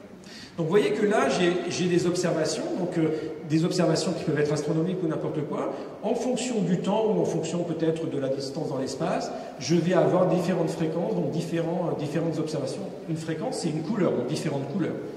Donc maintenant, on va regarder ce qui se passe à droite. Est-ce que vous arrivez à imaginer? Donc ça, vous voyez, c'est le premier, on a des notes qui apparaissent les unes après les autres. Qu'est-ce que vous voyez là? Est-ce que vous êtes capable de deviner ce qu'on doit entendre? Ici, est-ce qu'on entend quelque chose? Non, on n'entend rien. Et là, là, on va entendre quelque chose. Et il va y avoir toutes les couleurs en même temps, donc tous les sons en même temps. Donc ça va faire une sorte de... Et ça dure très peu de temps.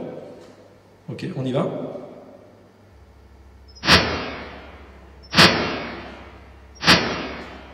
Vous avez compris? D'accord. Qu'est-ce que ça fait, celui d'après? Ouais, c'est ça. Ouais, comme ça, vous me le dessinez. Donc. C'est ça, on part d'un son grave et on va aller vers un son aigu. Alors écoutons-le. Ah. Tu veux pas m'écouter? Voilà.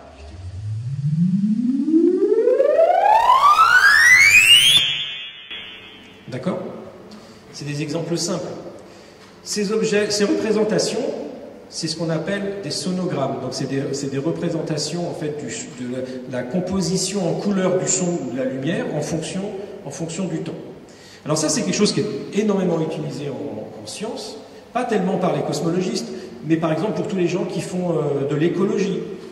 Si vous pouvez enregistrer les animaux, par exemple, vous pouvez enregistrer la nature. Vous savez, si vous mettez des micros, vous allez savoir à partir de ces enregistrements quels sont tous les types d'insectes et d'oiseaux qu'il y a dans votre paysage. Un des premiers à l'avoir fait, mais sans finalement connaître la science, c'était Olivier Messiaen. Olivier Messiaen a écrit un recueil d'oiseaux, donc il adorait les oiseaux, il a écouté les oiseaux, et il a fait des petites phrases comme ça qui représentent le chant des oiseaux. Et il y a quelques années, il y a des scientifiques, des ornithologues, qui ont enregistré ces mêmes oiseaux, qui ont fait ces décompositions-là. Donc vous voyez les schémas qui au-dessus, c'est la même chose que les exemples simples que je vous ai donnés, qui sont la décomposition des chants. Et ils se sont posés, ils ont comparé ça aux compositions d'Olivier Messiaen. Et en fait, Olivier Messiaen reproduisait, mais presque fidèlement, avec son piano, le chant des oiseaux. Donc quelque part, il était aussi bon que les objets d'enregistrement que l'on peut avoir, parce qu'il avait une oreille qui était très forte. Juste là, comme ça après je fais ma petite conclusion, je vous fais écouter, je crois que c'est quoi? C'est la grive d'Olivier Messiaen. Donc vous allez d'abord entendre l'oiseau enregistré, et ensuite vous allez entendre la composition pour piano d'Olivier Messiaen. Alors t'es où? T'es là.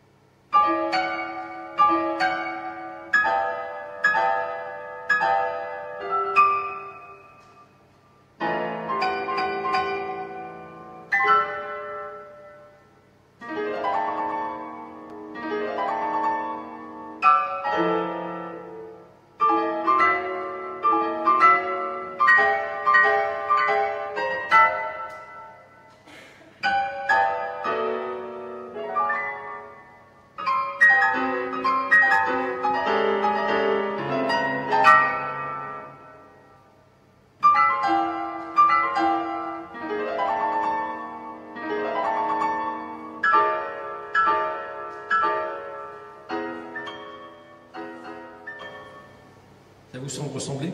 Quoi, vous avez l'impression que ça ressemble? Donc vous voyez, c'est intéressant parce que lui, c'était un compositeur, il avait sûrement l'oreille absolue et tout ça. Il savait écrire musicalement ce qu'il entendait, mais en fait, c'est exactement ce qu'on veut faire si on fait de la biologie et qu'on va étudier un écosystème.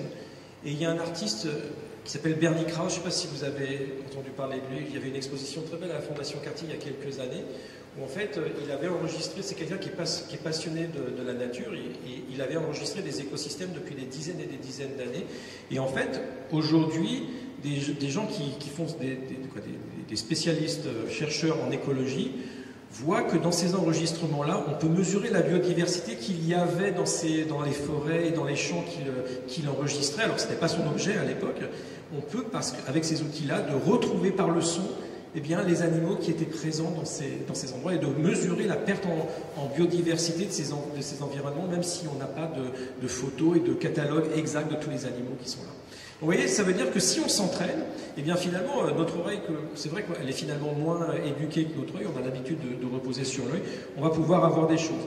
Alors voilà juste un exemple qui vient d'astrophysique, ça c'est une éruption solaire. Donc pareil, c'est pas le soleil que vous voyez ici, vous avez le temps et vous avez ce qu'on a observé en termes d'émission de la lumière pendant cette éruption solaire. Et maintenant, rappelez-vous ce qu'on a vu dans les diagrammes. Est-ce que si vous entendiez simplement, vous arrivez à voir qu'il y a des choses plutôt aiguës, donc des couleurs plutôt violettes qui vont devenir graves, et puis qu'à un moment, il y a une sorte de choc. Et peut-être que si on travaille un petit peu, on va être capable d'apprendre à voir toutes ces données sans avoir besoin de nos yeux.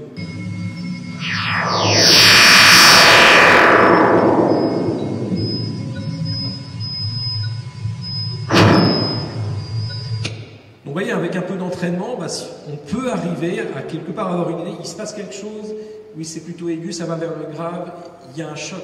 Donc en fait, et là il y a plein de physique bien sûr derrière ça, mais une fois que vous avez cette vision-là, vous allez pouvoir commencer à discuter de votre objet. Donc en fait, c'est pas parce qu'on est habitué à nos yeux qu'on ne peut pas, sans nos yeux, pouvoir parler de cet univers, même si ces sons ne voyagent pas dans l'univers. Voilà, je vais m'arrêter là. Mais comme on parle de musique, il faut quand même finir avec quelques tubes, parce que sinon ça ne va pas.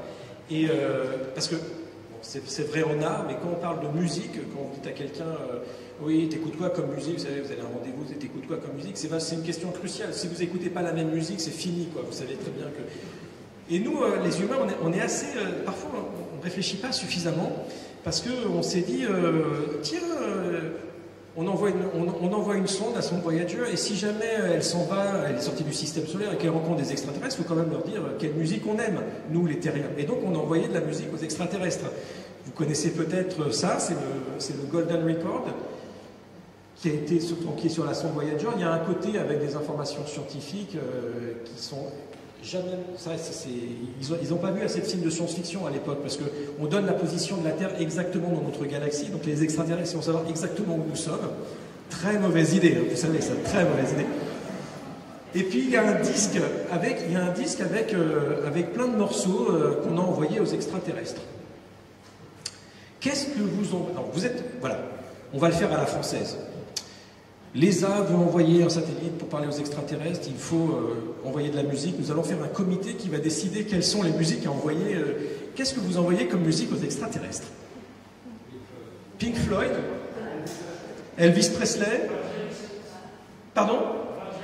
Vangelis? Bach, Mozart? Bon, c'est bien. C'est pas mal. Il va falloir travailler un peu plus là, parce que... Tu vois, c'est pas mal. Oui, j'aimerais bien un peu plus de représentativité des cultures du monde. Donc voilà le choix des Américains, donc de la NASA. Alors ce choix, comme souvent, il en dit plus sur nous, sur les extraterrestres. Donc bien sûr, il y a de la musique occidentale classique. Voilà, on parlait de Bach, de Mozart. Celui qui arrive en premier, vous pouvez voir, c'est Bach. Il y a 3 morceaux de Bach. Ils aimaient bien Bach. Il y a un peu de... Alors le truc le plus... on est dans les fin des années 60. Hein. Le truc le plus moderne, c'est Johnny B. Good de Chuck Berry. Pour l'histoire, il faut savoir qu'ils voulaient mettre Here Comes the Sun des Beatles. Les Beatles étaient d'accord. Et pourquoi ça y est pas? Parce que leur maison d'édition EMI ne voulait pas. C'est vrai qu'on ne sait pas exactement quels sont les droits d'exploitation chez les extraterrestres. C'est un risque, c'est un risque.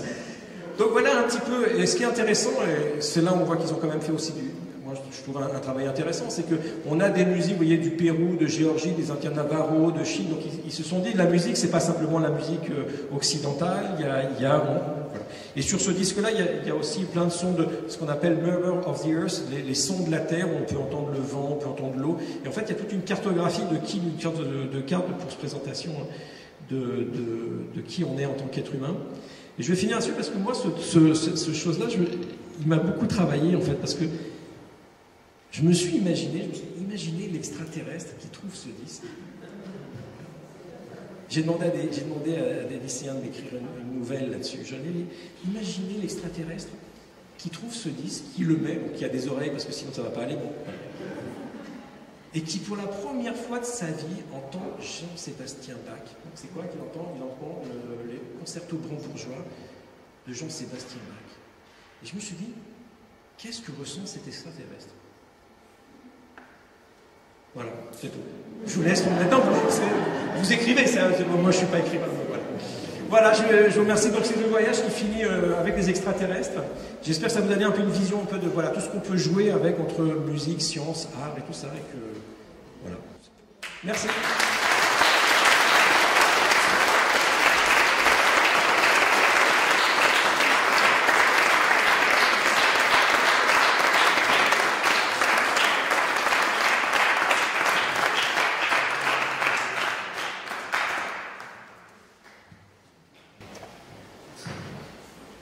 Grand merci Jean-Philippe pour ce voyage extraordinaire, culturel, historique, cosmique, magnifique, musical. Est-ce qu'il y a des questions? Oui, là.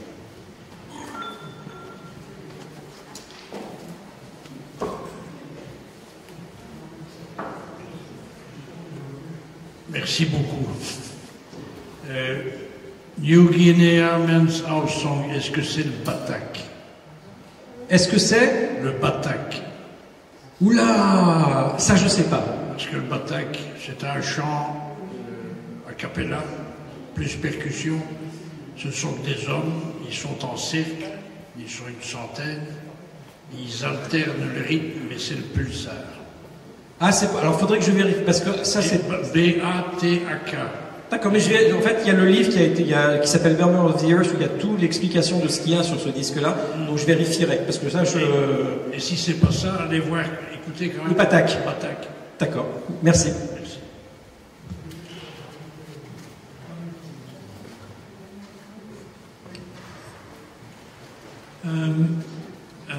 Bach Gavotte en rondeau, c'est joué par Arthur Grumiaux, qui est belge.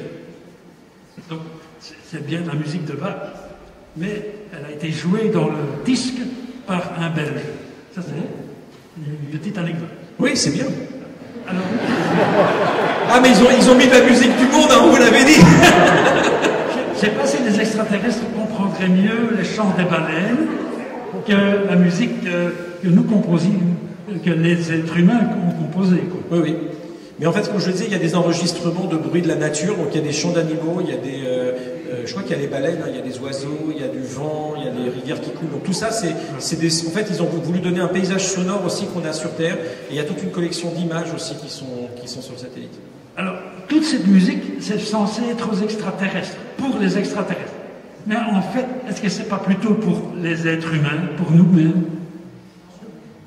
Ah non, mais donc ça c'était ce que je vous disais, quand on fait ça, quand vous offrez un disque à quelqu'un, souvent vous parlez aussi de vous-même, vous parlez de vos goûts, d'accord? Et c'est souvent, c'est dans les deux sens.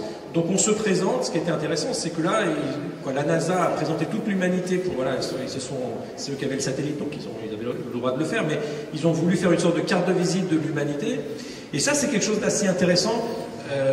Je vais profiter parce que ça n'a toujours pas été lancé, mais il y a quelques années, en fait, j'ai eu l'opportunité de travailler sur un truc comme ça, c'est-à-dire d'aller déposer un objet qui resterait sur la Lune, et donc avec une technologie qui était complètement différente. On a créé 15 disques de saphir qui avaient cette taille-là, 9 cm. Alors les pixels tellement petits que c'est en gros si vous aviez un stade de foot et que vous faisiez des pixels.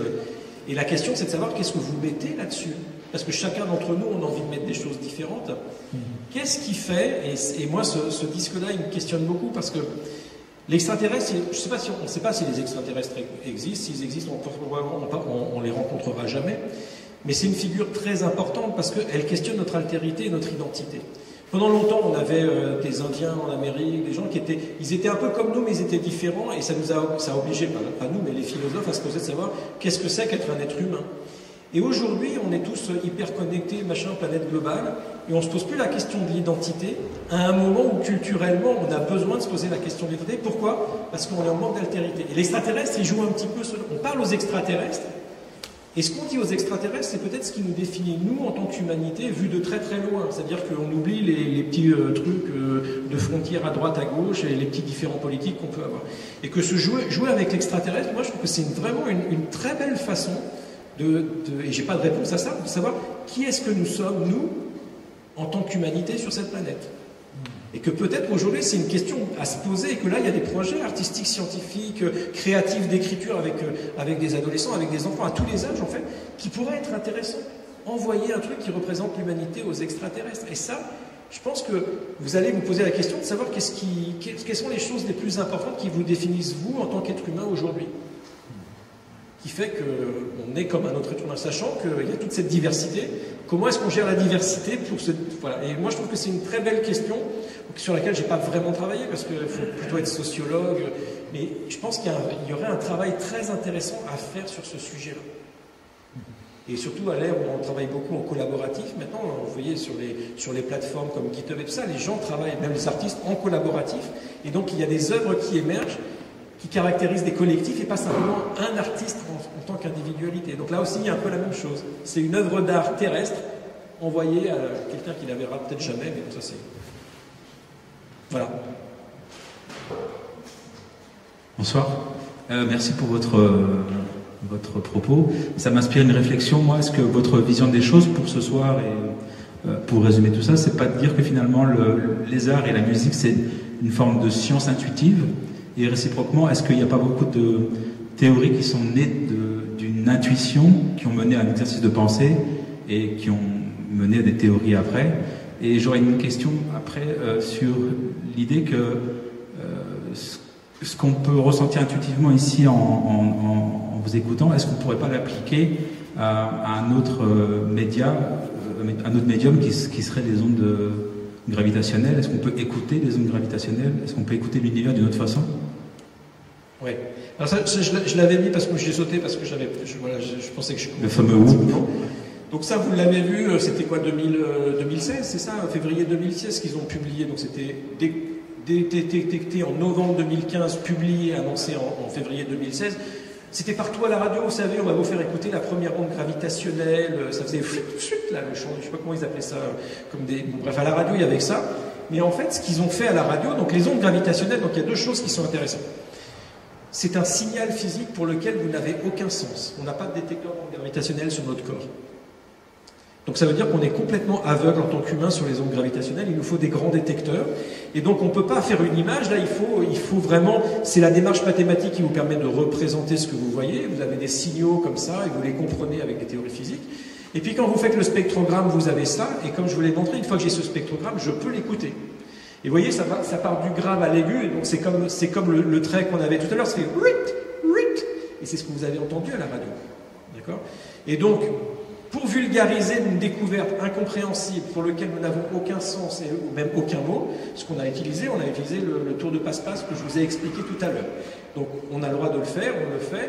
Le son ne dit rien, comme je l'ai dit tout à l'heure, il n'y a pas ce son dans l'univers, ça ne correspond pas à un son, mais c'est une façon de visualiser ce phénomène-là, parce que ça veut dire que si ça devient de plus en plus aigu, c'est qu'il y a quelque chose qui accélère, c'est court, donc on sent bien qu'il y a un phénomène un petit peu cataclysmique qui est en train de se passer.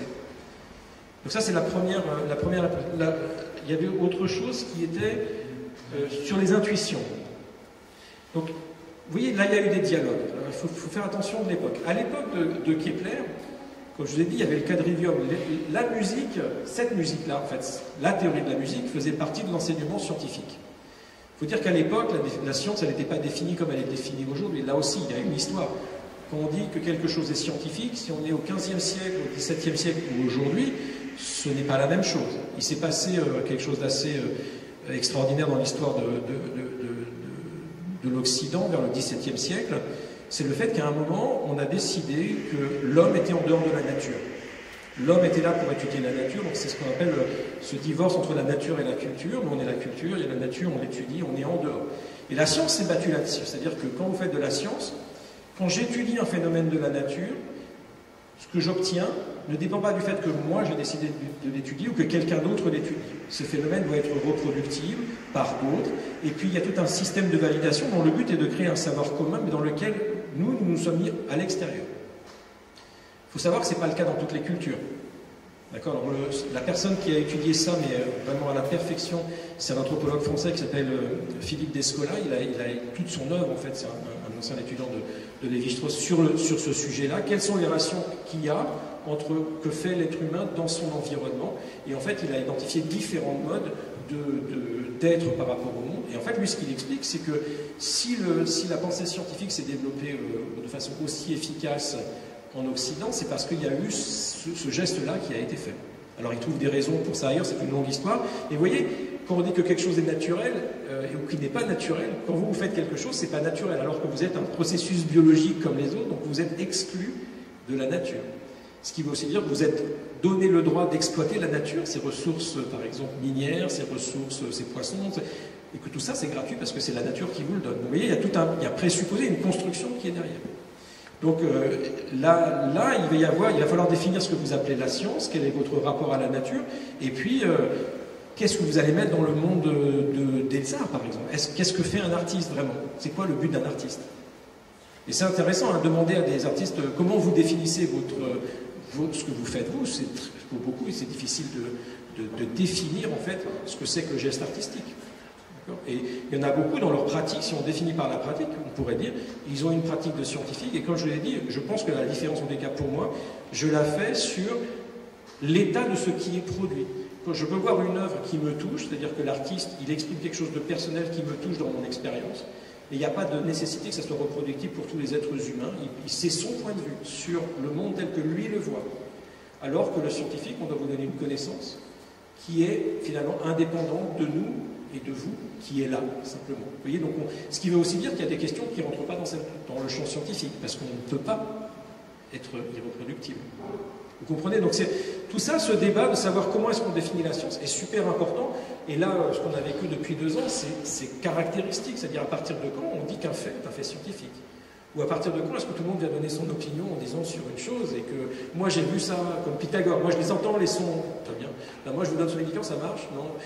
Donc, qu'est-ce que c'est? Comment est-ce qu'on valide ça? Quels sont les protocoles qu'on met en place? Donc, vous voyez, en termes de démarche, il va y avoir une différence fondamentale parce que la nature du savoir que vous voulez produire est différente en termes d'universalité.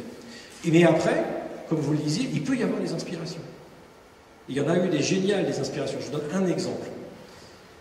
Copernic, le mouvement des... Vous savez, Copernic, la Terre n'est pas au centre du monde. 150 ans avant Copernic, il y a quelqu'un qui s'appelle Nicolas Oren, qui est archevêque à Lisieux, je crois, et qui connaît tout ça, la mathématique, la musique, tout ça, il connaît tout. Et il écrit un livre qui s'appelle Théorie du ciel. Et il y a un moment, il s'endort, il fait un songe, et il y a un débat.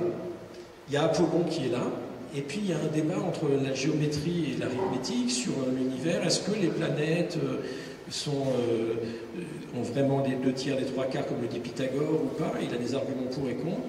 Et puis surtout, il fait une remarque, il dit c'est quand même bizarre, parce que la Terre est au centre du monde, donc au centre de l'harmonie cosmique, alors que dans la musique, c'est pas vrai. La gamme, elle était do, ré, mi, fa, sol, la, si, do. Donc le sol, donc il y a 2 groupes de 4 notes, et il est au milieu.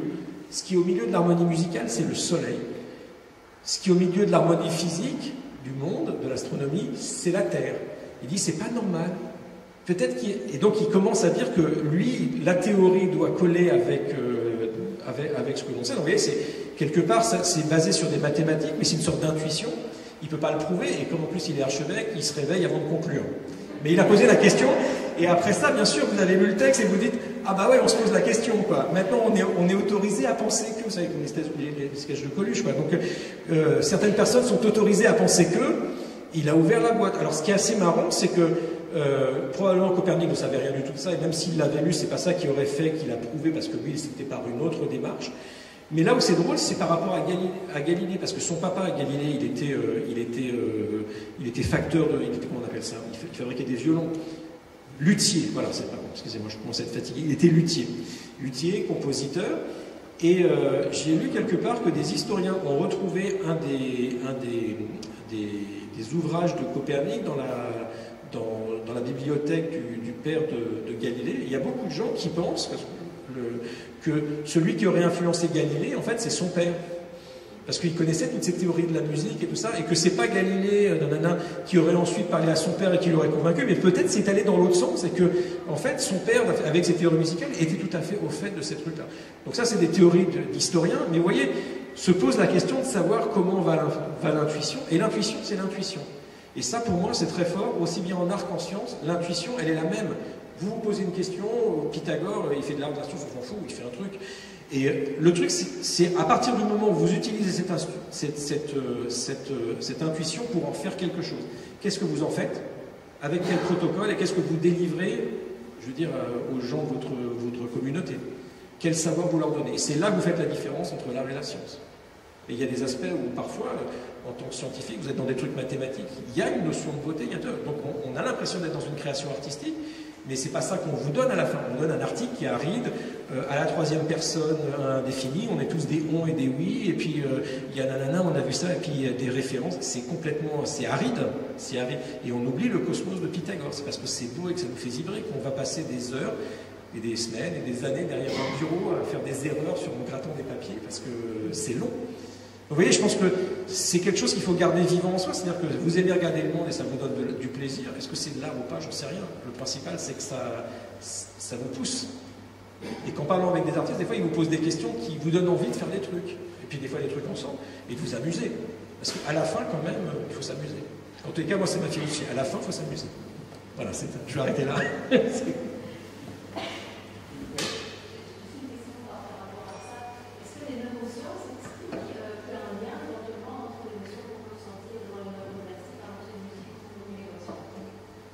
Je crois qu'il y a plein d'études, et alors là je suis vraiment incompétent, mais je sais qu'il y a beaucoup d'études, il y a beaucoup de gens qui travaillent déjà sur musique et cerveau. Donc il y a eu des études qui ont montré qu'une musique trop répétitive, non, une musique qui change tout le temps, qui est pas assez... Il faut que le cerveau, je sais pas, il reconnaisse des passages parce qu'il il sécrète des hormones, des trucs comme ça. Donc répétez pas parce que je suis pas scientifique, je suis pas du tout dans mon domaine. Et pareil, je sais qu'il y a eu des études faites sur des gens qui regardent des tableaux pour regarder comment les yeux, le temps qui passe. Donc je sais qu'ils s'intéressent à ça. Quelle est la source de l'émotion? Et je pense que oui, à la fin il se passe un truc dans le cerveau, donc c'est à eux de vous l'expliquer. Vous allez trouver quelqu'un à vous inviter pour ça. Parce que moi, voilà, j'ai lu des trucs de vulgarisation sur le sujet, et donc là je suis largement en dehors de mon champ de compétences, mais oui, j'ai vu des choses. Et il y a des gens, par exemple, il y a Barbara Tillman qui est neuroscientifique, qui fait des neurosciences, qui a eu la médaille d'argent du CNRS il y a quelques années, qui travaille sur neurosciences et musique, par exemple. Donc je sais que les gens travaillent là-dessus et qu'ils se posent la question, quelle est l'origine de l'émotion musicale? Et vous voyez, quand on parle, c'est ça aussi qui est beau avec la musique, moi j'ai trouvé, c'est que finalement, si on prend de A jusqu'à Z la chaîne, il y a une idée donc il y a ce que c'est que le son. Déjà, qu'est-ce que c'est que le son? Comprendre le son, comment ça se propage, comment je produis du son avec des instruments en les faisant vibrer, on a un peu entendu parler, comment j'entends ce son dans toute la physiologie. Qu'est-ce que c'est que l'oreille? Comment est-ce que je fais pour entendre? Et ça, c'est aussi un physicien, c'est Helmholtz qui est le premier à avoir compris ce qui se passait dans l'oreille, comment l'oreille décomposait les sons, et pourquoi à partir de ça, dans le cerveau, ça vous fait des émotions. Vous voyez que si vous prenez ça, vous avez besoin de toute la science du XXe et du XXIe siècle pour comprendre l'ensemble de ce qui se passe. Je vais à un concert et c'est quand même chouette. Et moi, je trouve que c'est beau parce que c'est transparent, c'est-à-dire que cette science-là, elle n'est pas là. Mais on sait qu'il y a des gens qui vont travailler, des luthiers qui vont travailler avec des chercheurs pour améliorer les violons. Il y a eu des études sur les Stradivarius où ils se sont amusés à mesurer tout ce qui pouvait faire qu'il y avait des vibrations particulières sur le type de bois, le type comment on appelle ça, de vernis, et ainsi de suite, et ainsi de suite. Et ça peut prendre des grandes échelles. En Union soviétique, ils voulaient faire des violons dans les années 50. Ils voulaient fabriquer à la chaîne des violons qui soit aussi beau que des Stradivarius, mais en faisant des études, simplement scientifiquement. Donc ils avaient fait des grands laboratoires pour étudier la vibration des violons et tout ça. Donc il y a plein de gens qui ont fait des choses, des scientifiques.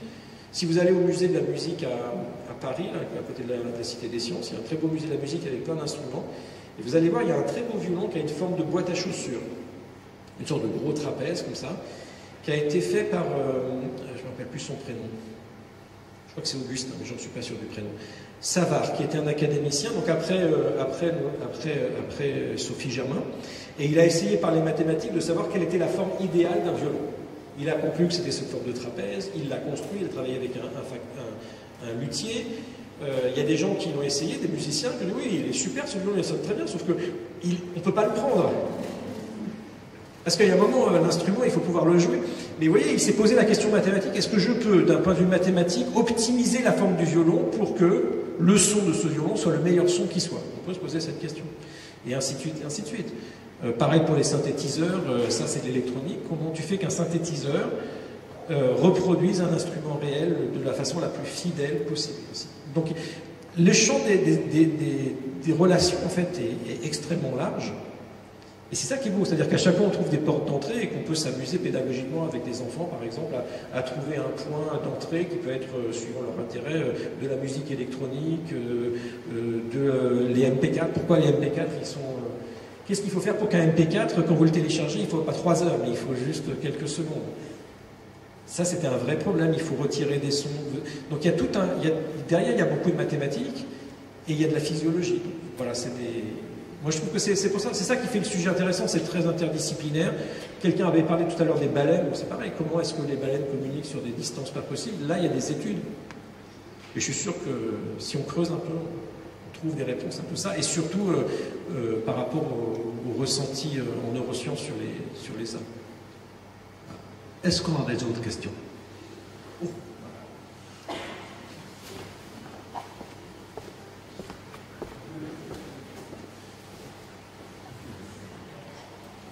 Bonsoir. Déjà, je voulais vous remercier pour la conférence qui était super intéressante. Et moi, en fait, je voulais en revenir à Pythagore, donc à la relation 3 quarts plus 2 tiers qui est égale à 1,5. Et en fait, si on prend donc la valeur secrète des nombres du haut, on remarque que c'est la valeur secrète inversée des nombres du bas. Et je voulais savoir s'il y avait éventuellement une relation entre les valeurs secrètes et l'harmonie. Je ne suis pas sûr de tout comprendre, là. Je parlais des valeurs secrètes des nombres du haut. Attends. Je mets le schéma. C'est ça, là, j'ai écrit ça. Oui, c'est ça. J'ai multiplié. Hein. Oui, d'accord. Oui, voilà. Ouais. Donc, si on fait une addition théosophique... Non, c'est pas une addition, c'est une multiplication. Oui, mais enfin, je voulais juste parler des chiffres, en l'occurrence. Donc, si on ouais. prend le 3, 2, 1, et qu'ensuite on fait la valeur secrète, et qu'on a le 4, 3, 2, on remarque que c'est la même valeur secrète, mais inversée. Donc, je voulais savoir si les valeurs secrètes avaient justement une incidence sur l'harmonie, etc. Et c'est quoi, qu'est-ce que tu entends par valeur secrète? C'est une addition théosophique et une réduction théosophique du nombre. Ah. Là, je ne sais pas ce que c'est qu'une addition philosophique, parce que moi, je ne suis pas philosophe, alors c'est quoi, ça fait quoi, là, exactement? C'est 1 plus 2 plus 3, et sinon, pour 2, après, ça fait 1 plus 2, et pour 1, ça reste 1. Donc, en fait, on a... Okay. 6, 3, 1, et en bas on a 1, 3, 6, donc c'est la valeur secrète des nombres. Ah, d'accord. Ben là, je dois dire, je suis complètement ignorant sur la valeur secrète. Enfin, c'est Pythagore, hein, donc... Oui, non, mais d'accord. Non, mais je suis vraiment désolé parce que mais pas de souci. Sur cet aspect-là, je suis alors complètement ignorant. Pardon. Non, mais pas de souci. Je vais chercher. Ok, je propose qu'on remercie Jean-Philippe. Merci à vous.